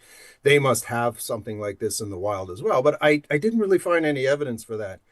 And so I guess what sort of surprised me was that in many ways, primates are more like other animals than they are like us. And so it really, I think, distills the question even more for where does this come from in humans? Where do we get these abilities in humans? These incredible abilities, that things like language, which we just don't see as wonderful and complex as primate and other animal communication is. It really isn't like language. Now, the ape language stuff, where they've learned sign language and how to communicate with keyboards and lexicograms and so on, that's a whole other topic in a way. But what they do in the wild with their vocalizations doesn't seem to be, at least so far, and what we've studied, quite like how I think 30 years ago people thought it might be. That and so I think that was sort of the surprising part for me. But yet they display, incredible other sort of, they have an emotional world that feels very similar to ours. I've seen when I was studying the chimpanzees, a whole group of them came across a dead member of their community. We're not sure how he died. And they exhibited an incredible, they gave this call that none of us had ever heard before, this sort of kind of a wailing call, like not wailing, but it was this like a woo, long woo call. And all the other community members came around from far and wide, because they're often quite spread out. And they all kind of got up in the trees in a circle. This dead chimpanzee was in the ground. And they were all kind of like, they were all patting each other, sort of holding each other, holding hands and staring and giving these vocalizations. And it really struck home that there's something now, whether we call that grieving, we have to be careful about anthropomorphizing and, ascribing our own human emotions to these animals when we don't know what they're going through. You point out that we can't, I mean, I don't know if I agree with you, but you're the expert. Well, you don't know if we can impose or anthropomorphize human emotion, like whether or not the word grief is appropriate. I understand the point you're making, but it sure looks like grief with those elephants. Again, I've often recommended to this audience, it's not for the faint of heart, but my favorite Instagram account, period, is Nature is Metal. I'm not sure if you follow it, Doc, but it is like, there's no, I mean, this is raw and real nature. These are cheetahs chasing down baby ibex. These are the jaguars in the trees, the whatever. And I've often been, it's been fascinating to me to see certain animals, whether it's like zebras or whatever. There was a primate the other day that was snagged by a jaguar in front of all of their family members, ostensibly. And seeing how different species react to seeing, nature play out right in front of them. Like their mom or their dad or their baby or whatever, just like hunted and killed and eaten. And they just kind of move on because, number one, what the hell else are they going to do? But it fascinates me.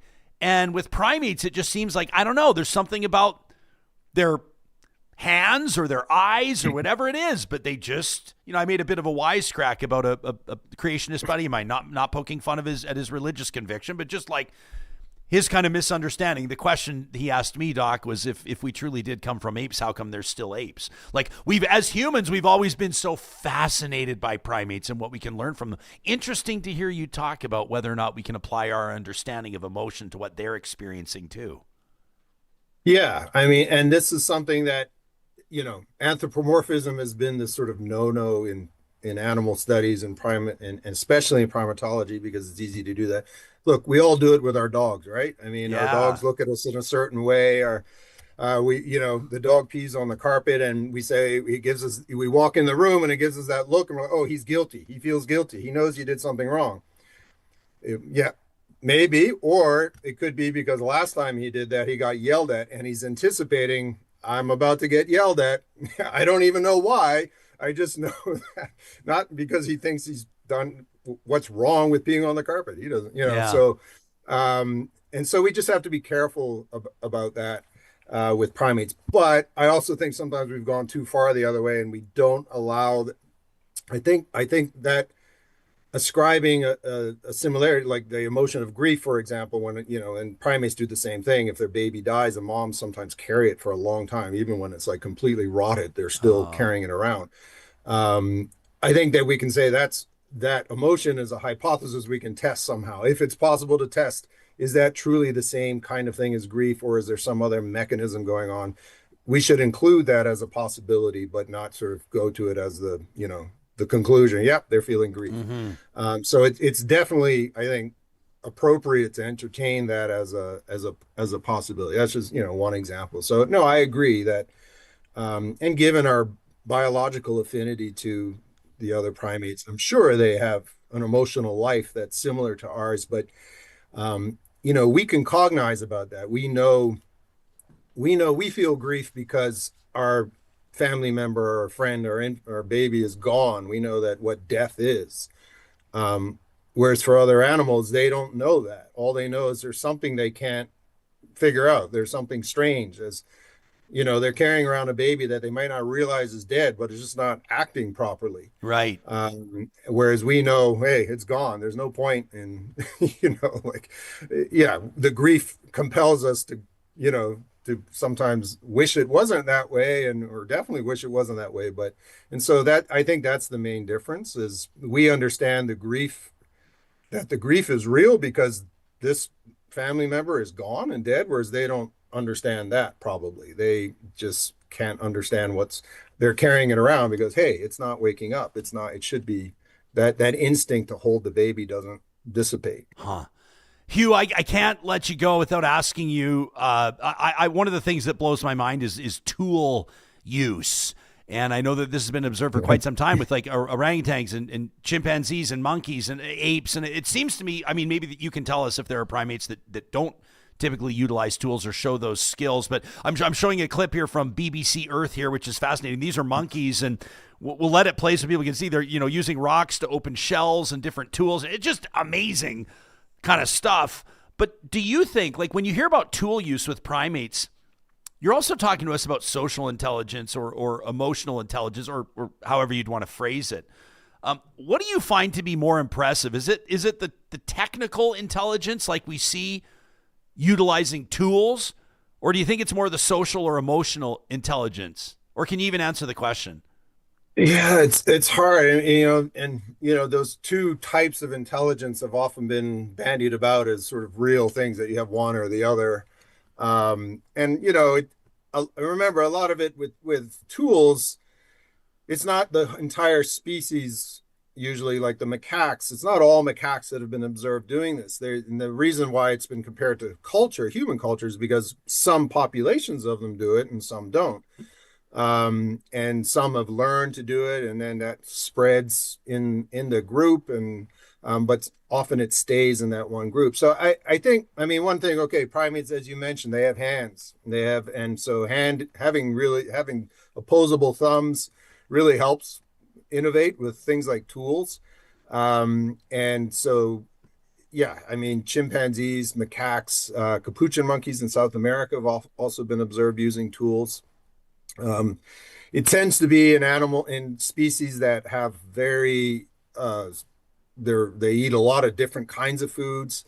They live in environments where a lot of different kinds of foods are available, and especially high like nutritious foods that require some kind of access, some kind of innovation. So with the macaques that live along the shore, they're shellfish, which is really nutritional. It's full of fats and proteins and all of those things, and it's tasty. And so they're kind of motivated to get at it. And they've probably learned over the years that, they can find some that are cracked, and so they can start, and that there's something inside those shells that's worth going after. And so eventually, over time, they, one of them, trial and error, learns to do this. And we think they probably learned socially amongst other troop members by observing each other how to do it. Although that is debated a lot, because one of the things that I think would differentiate that kind of tool use from humans is that if a human saw another human do something as valuable as getting a really rich food resource, they'd watch it and go, "Oh man, like that, yeah, that's worth doing. I know exactly what you're doing. You're cracking that open to break the shell to get the food." And everybody in the community, in that group, let's say it's a group of 50 people, within a day, everyone would be doing it, because they'd realize the value and the goal of what that innovator did. And they'd be like, "Oh yeah, all we do is crack that and we get this food inside." Whereas in primates, that social spread is actually quite slow. It takes a while. It happens, but it takes a while, indicating it's not like this eureka moment where they all suddenly understand what's going on. But yeah, definitely that is a skill that the animals have. We're also finding that actually in other animals too. There's certain kinds of we have them in Alberta. All the corvids, the jays and the crows and the ravens are tool users as well. They use sticks for prying things open and getting food.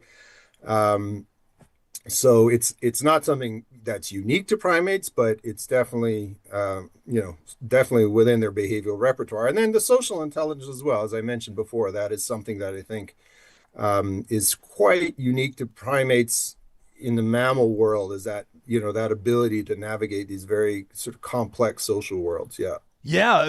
Patricia is in our live chat right now, powered by Park Power, says crows even hold funerals. Do you have a comment on that?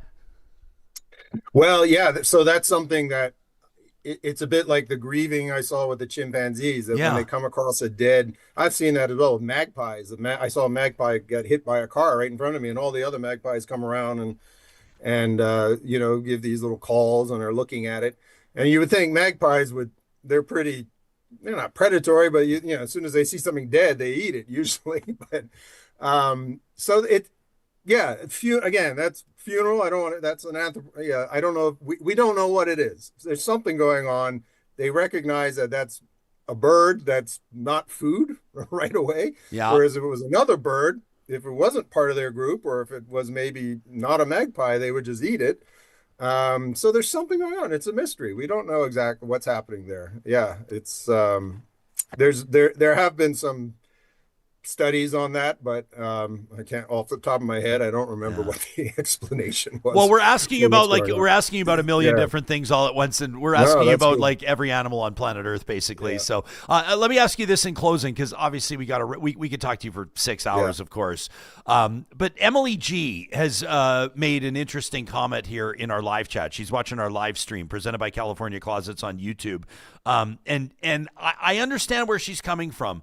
And she says, the gorillas that she sees in the zoo. There's a lot of people making comments about zoos. Some of them saying that they go to the zoo and being in the presence of primates there's a reverence there, and they're just in awe. And others are talking, like Emily, about a particular sadness that she experiences because she perceives that gorillas and humans are so alike. I'm just curious. It's a bit of a personal question, but to ask for your thoughts based on your extensive experience studying primates and what it's like for you to see them in captivity. Yeah, no, that's a good question. And I do get that a lot from students as well, family and friends. They're like, what do you think of primates in zoos? In a perfect world, there would be no zoos. And those primates would be out there in the wild where they should be. There are places and countries that are pushed for what are great ape, the rights of humans extended to the great apes. So the great apes are the chimpanzees, gorillas, and orangutans. I think New Zealand is one of them. So they wouldn't have primate apes in captivity. There may be others. So I understand it. One of the things to keep in mind in North America, many of the great apes that are in zoos now have been born there. So they don't know any different. There may be a few older ones that were originally from the wild. That's not to justify them being there, but at least they as an individuals, a lot of them, the ones that are left now, haven't been snatched from the wild. So on the one hand, I don't like it, but on the other hand, it does, and this is, a lot of zoological institutions around the world, justify this themselves, but it does put people in contact with the animals where they can see them for real. I mean, as wonderful as David Attenborough nature documentaries are, when you don't get a sense of the majesty of a gorilla or an orangutan or any animal on a two-dimensional screen. When you see them, as Emily said, in reality, in person, as it were, you're like, wow, this is a real living animal that, you look into their eyes and you're like, wow, there's something going on there. The lights are on, and then you can really feel empathy for the animal, which means, they're not just some abstraction. They're real. And so when you hear about the plight of these animals in the wild, and unfortunately most, a lot of, certainly the great apes, not all primates, but certainly the great apes are quite endangered due to habitat loss. It's not something that, oh yeah, I know a primate. I saw one on TV. It's like, wow, that's Kakinga. That's one of those Calgary Zoo gorillas. Like that's a real animal. That's and I know what those are now. And so in a way, I think it helps. They're kind of the ones in the zoos are sort of the sacrificial lambs to get us to care. And I mean, that's how I justify it for myself. But again, in a perfect world, they wouldn't be there. And I know that zoos, especially in Canada and in North America, do really do their best to make their lives as good as possible. They enrich them behaviorally. They give them the best food, the best medical care. And And I would ask people to respect those signs that are on the zoos. Please don't stare the animals right in the eyes, because in the primate world, that is a threat. To stare right in another primate's eyes is a threat. I mean, it's a threat in humans. If you're on the C train and somebody's just staring at you in the face, you're like, hey, what's up? Yeah. That's the same in the primate world for sure. And so, it's if they're looking right at you through the glass, just look away. Don't stare back at them, because that does raise their stress levels for sure. Thank you so much for doing this. I've literally asked the team at AU. I've been looking forward to this for like a month, and we're just waiting for you to get back from South Africa. So cool. Okay. You've just scratched the surface. The good news is that people can visit athabascau.ca to learn more about your work. And of course, we'll link to the specific feature on Dr. Notman's work in the show notes. And then there would be, in theory, not in theory, in real life, there's an opportunity for students to study with you, right? Yeah. It's, I mean, certainly we offer courses at Athabasca in primatology. Yeah. And so there's opportunities there, and we're Athabasca. There's not a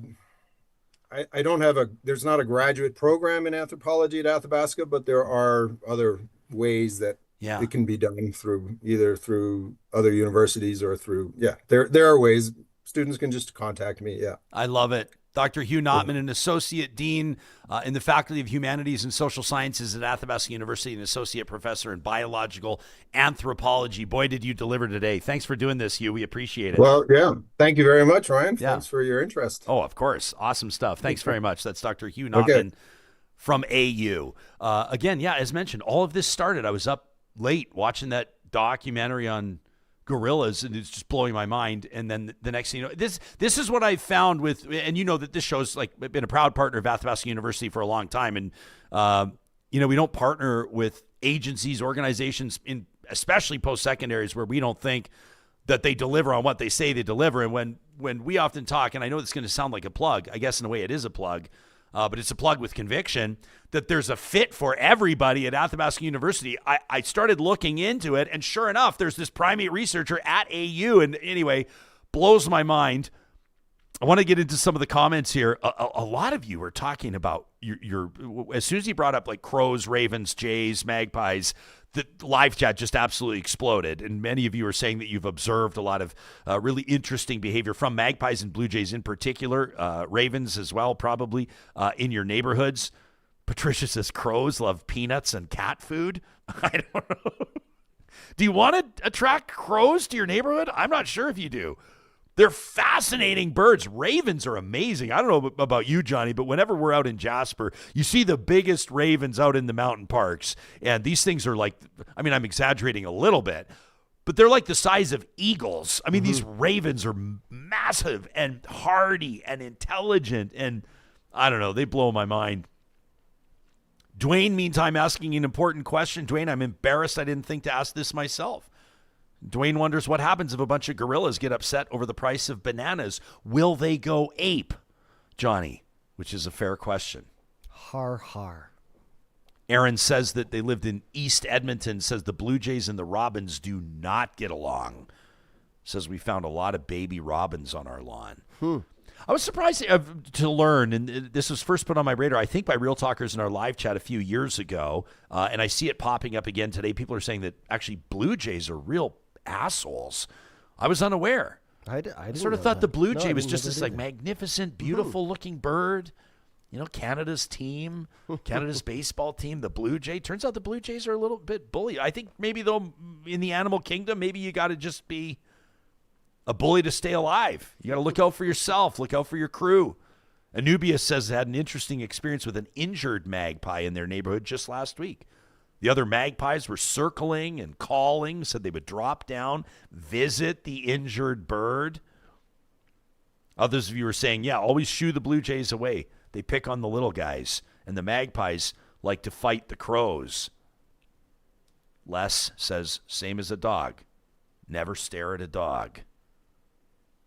Depends on the dog, but 100% correct. I've seen some people making eye contact with dogs that's like, That dog is clearly not looking to be your friend, my friend.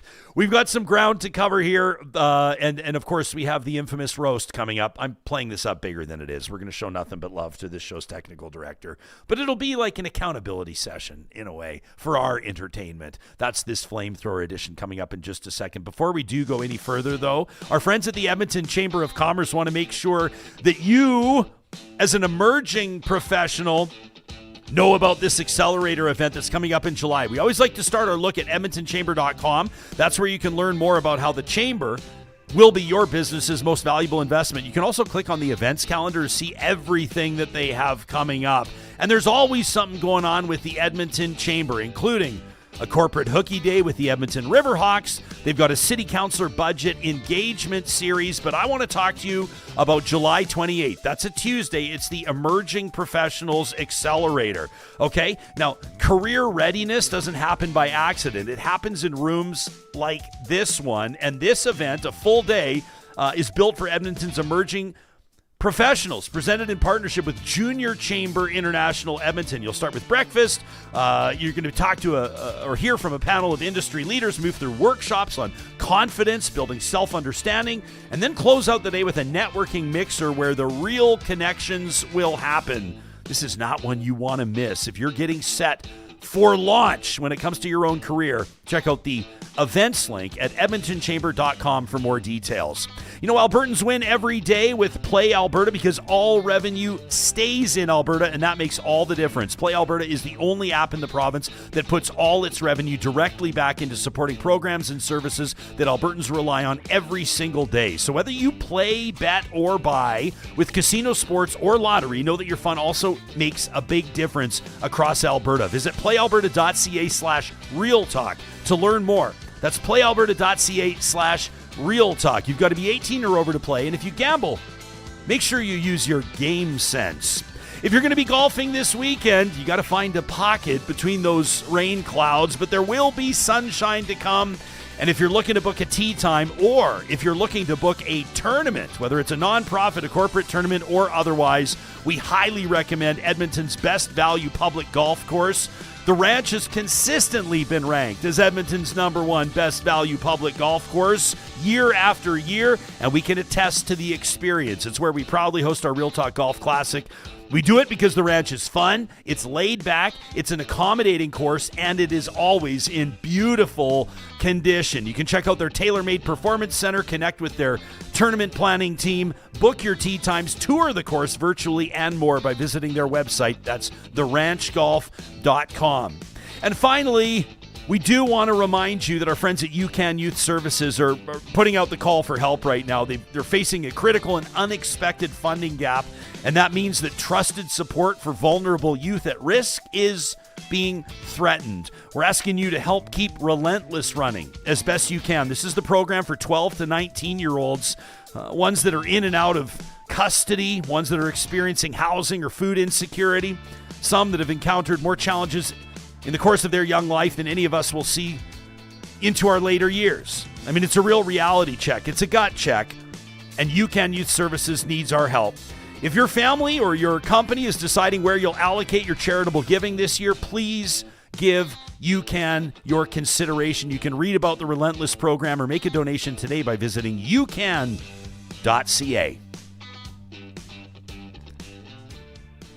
Had an interesting interaction yesterday afternoon, John, after the mayor's tournament out in Sturgeon.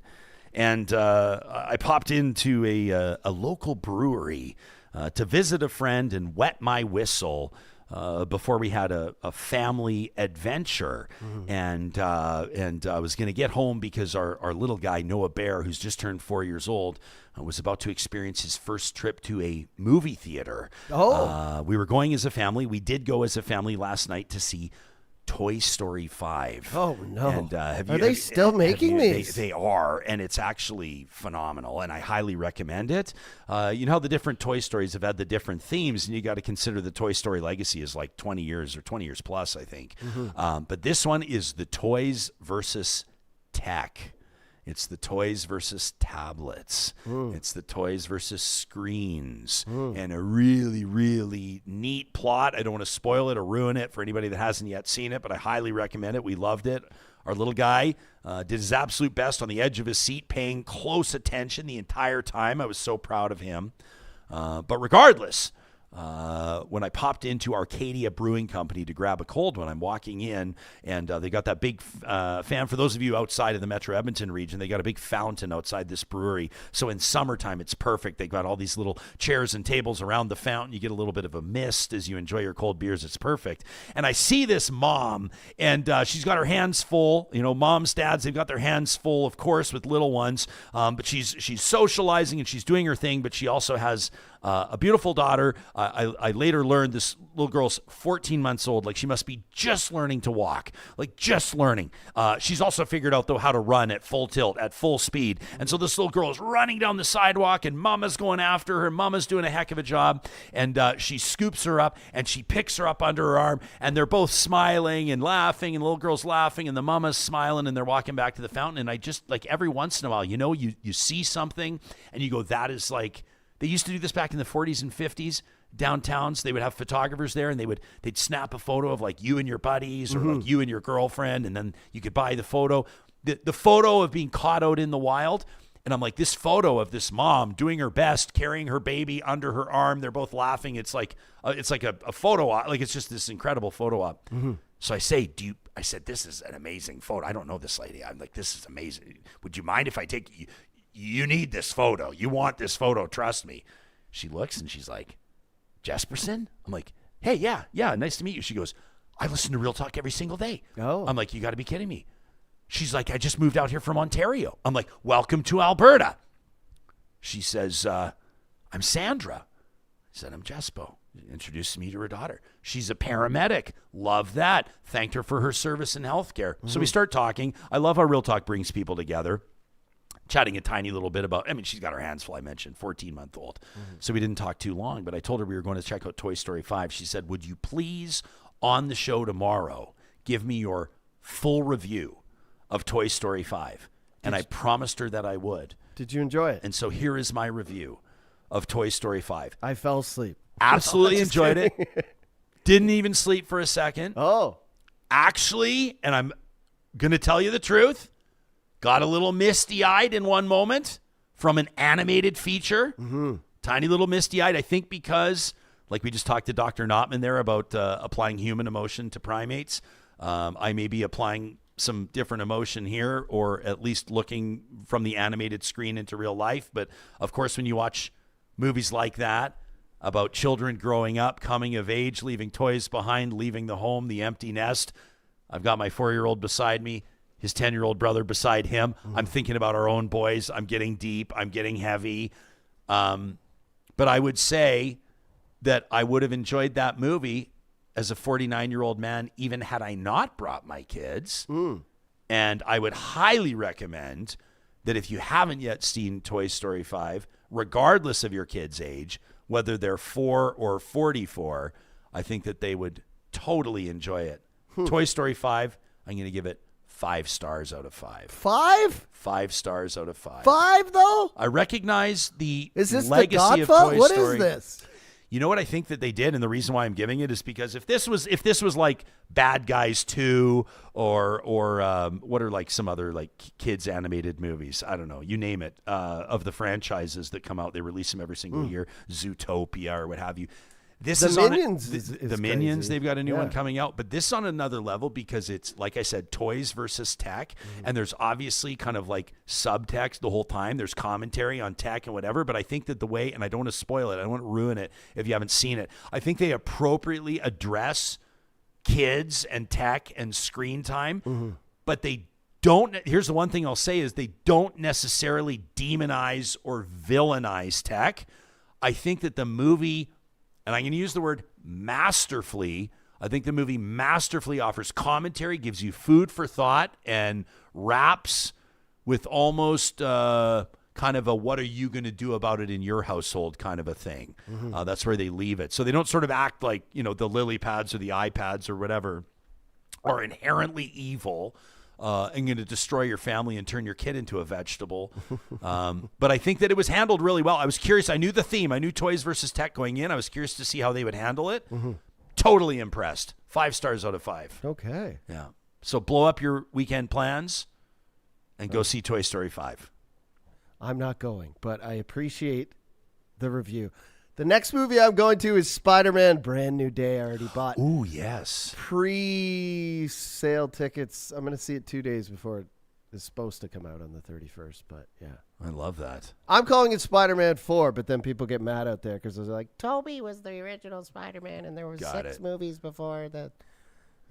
See, D-Grade says they should have stopped at Toy Story 3. I agree. I disagree. I agree. Well, you guys haven't even seen 5, so how can you say it's not worth doing it?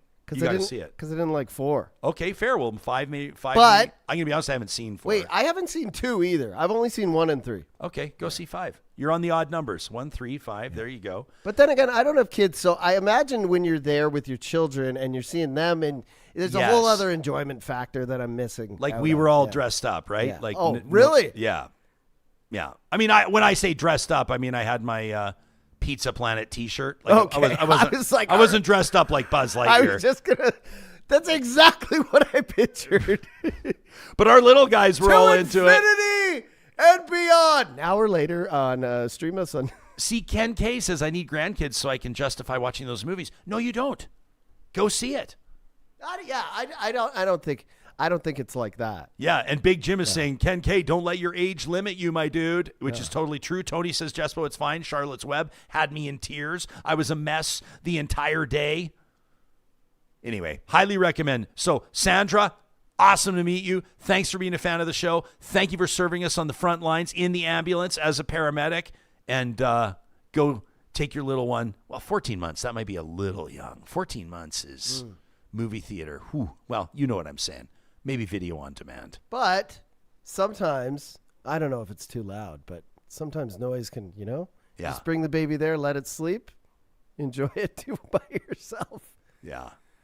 This is great. We've got a lot of people talking about their own connection to movies, and a lot of you making the same point that once you have kids and you're experiencing something with your kids, of course, it does really that's what I mean. Resonate with you in a different way. Like right? I enjoy the Minion movies, and like I got Disney Plus. I go on and look at the Pixar movies every now and then, see if there's new stuff out. Sometimes I watch some of it. Usually, that's why I said fall asleep. Usually, I fall asleep. Yeah. It's like a comfort thing.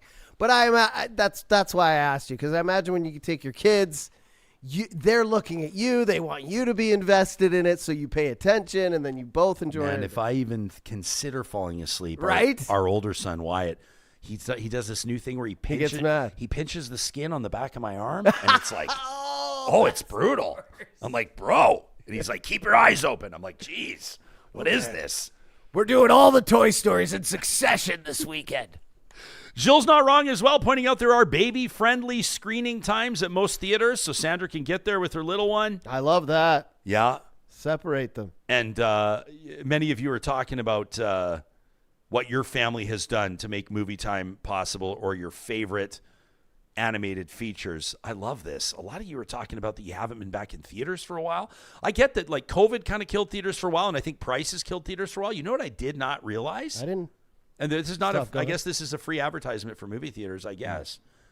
I was quite turned off like years ago when they got rid of the free refills on popcorn and pop. Oh my God.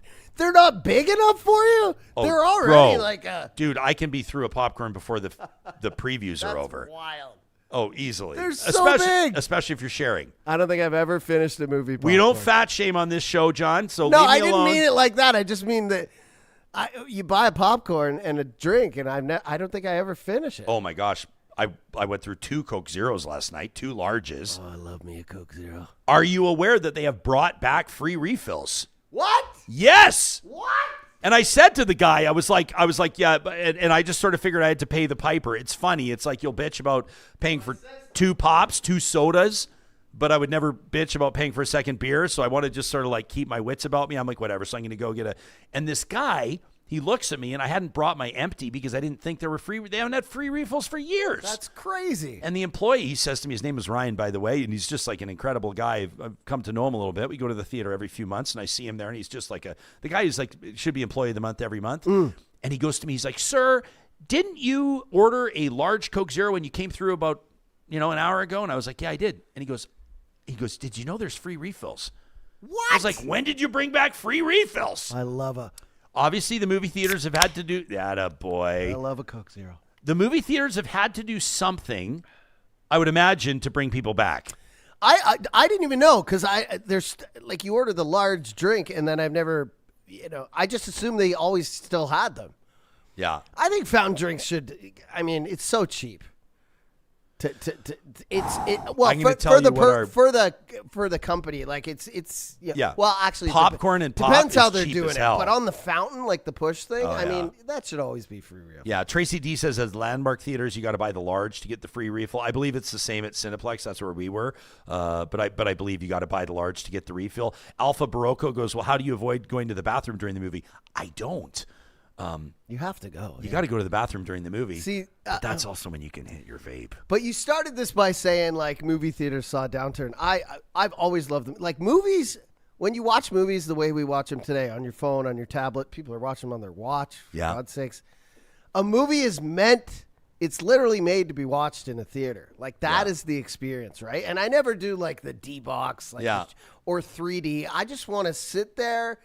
Center row of like 7 back and just get the full experience, the full sound, the full in depth. But yeah, it does bother me that like anything over like an hour and 40, you're going to have to go to the bathroom, right? And so you're always going to miss 5 minutes of every movie at some point. And going to the movie now is so different. A lot of you were talking in the live chat right now how you're using your points to get the VIP sections. You can get service to there's different levels and layers. I like to have a drink before. Like a little, have them bring me a bit of food. And Ambustion is wondering, this is disgusting and amazing.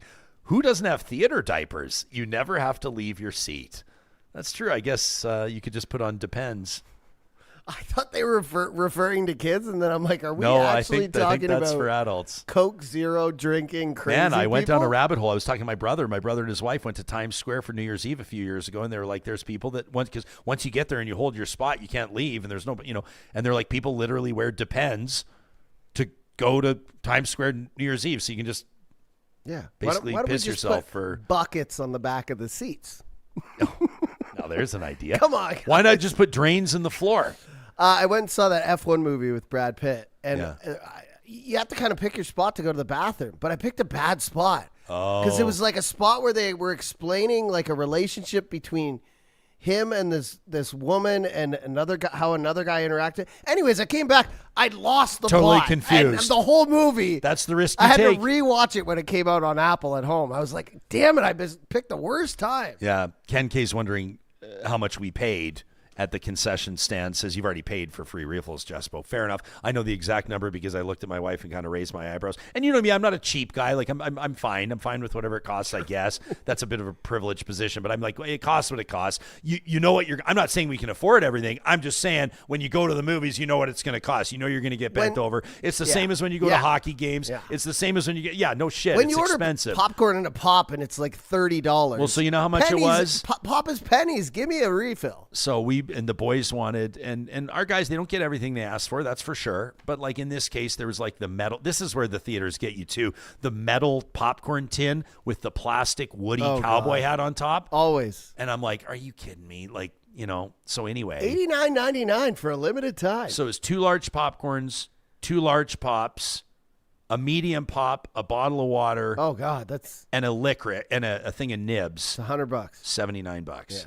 Yeah, for concession. Mm-hmm. But we use scene points to pay for the tickets. Do you have a scene card, sir? So $80 all in for the family of 4 to go to the movies. Not too bad. I would say a scene card. I feel like we're promoting Cineplex right now or whatever. Well, I don't mean to promote But like Cineplex. a scene card, it is one of those cards that really makes sense for points because you get a lot out of it. Steph M and others are also pointing out, they're saying you guys got to buy your movie passes at Costco. They say they are way cheaper. Darth Espresso saying the same thing, says your Costco movie voucher, your food's essentially free. What is this? I have to scroll back. Someone said it's like $55 at Costco, gets you 2 tickets, 2 whatever.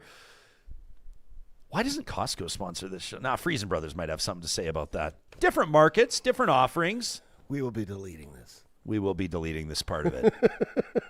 But if you are looking for great food, real butchers, produce from close to home, plant-based options, go to your local Friesen Brothers. Online at friesen.com.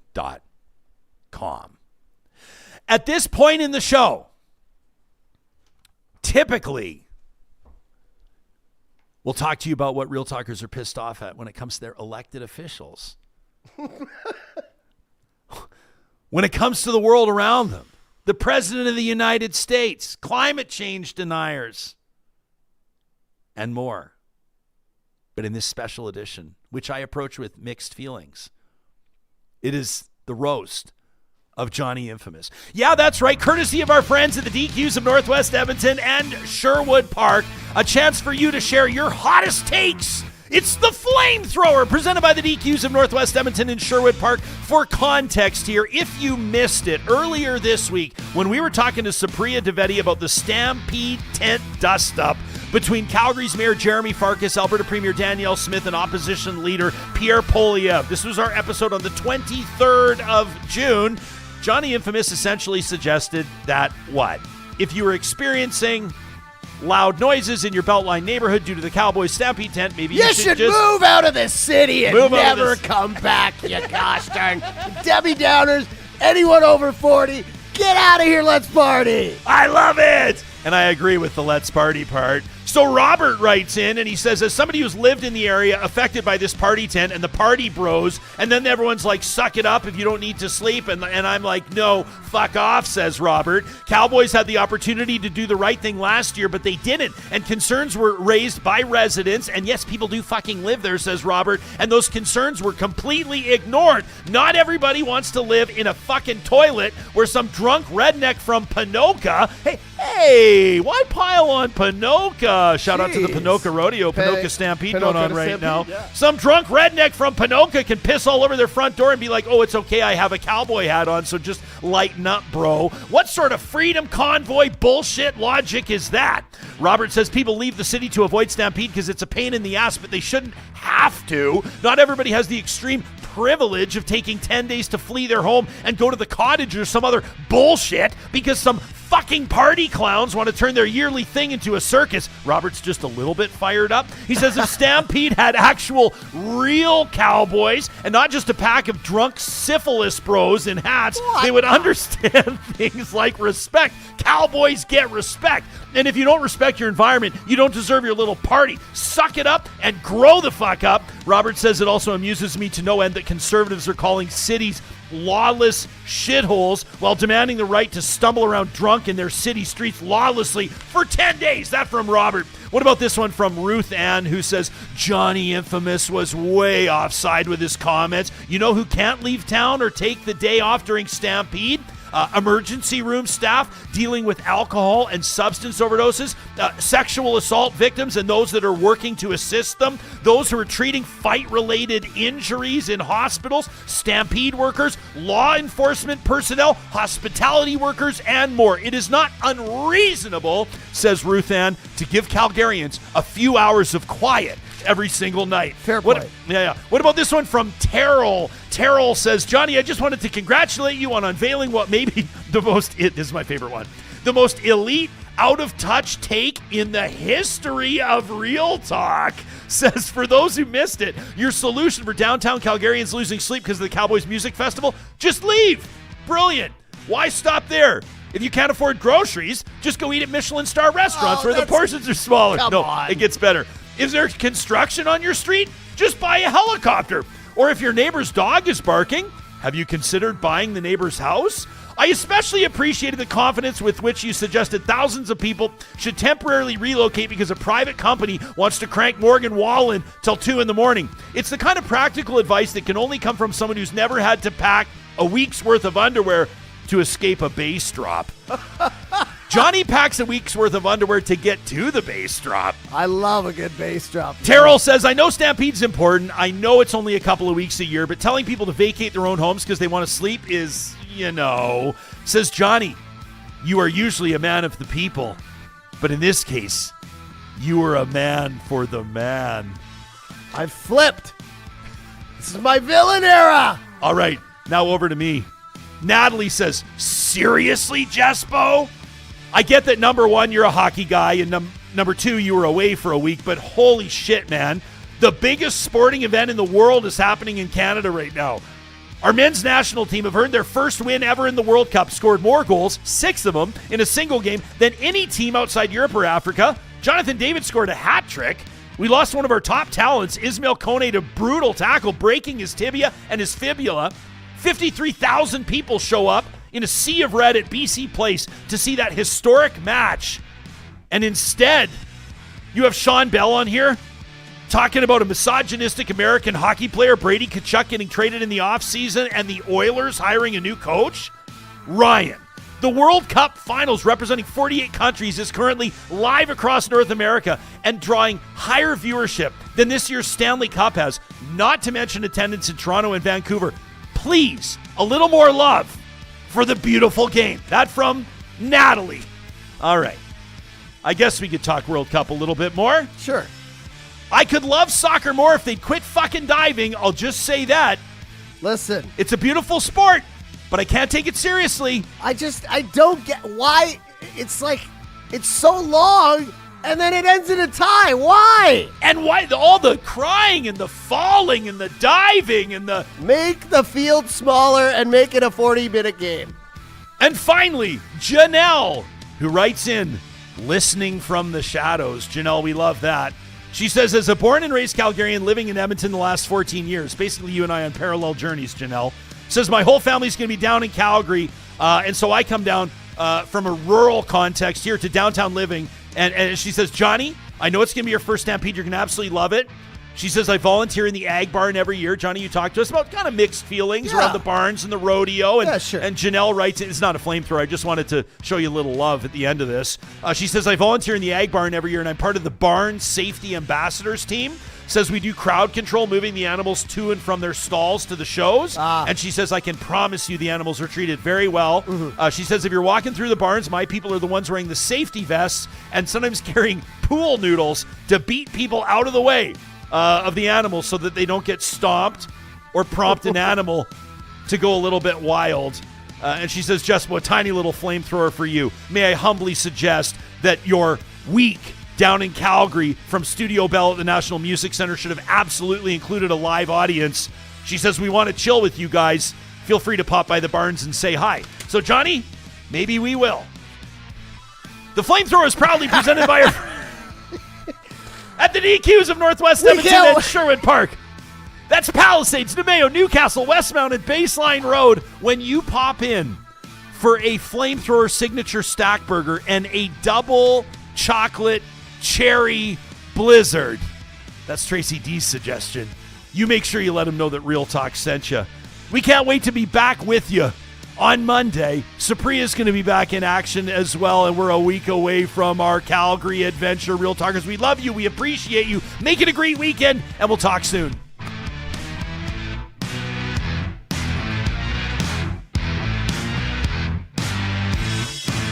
Real Talk is hosted by Ryan Jesperson. Executive producer Josh Dunford. Technical producer John Hicks. General manager Katie Cook-Chivers. Account coordinator Lawrence Derlego. Human resources Lena Shepard. Website design Mike Johnston. Voiceover by me, Carrie Skelton.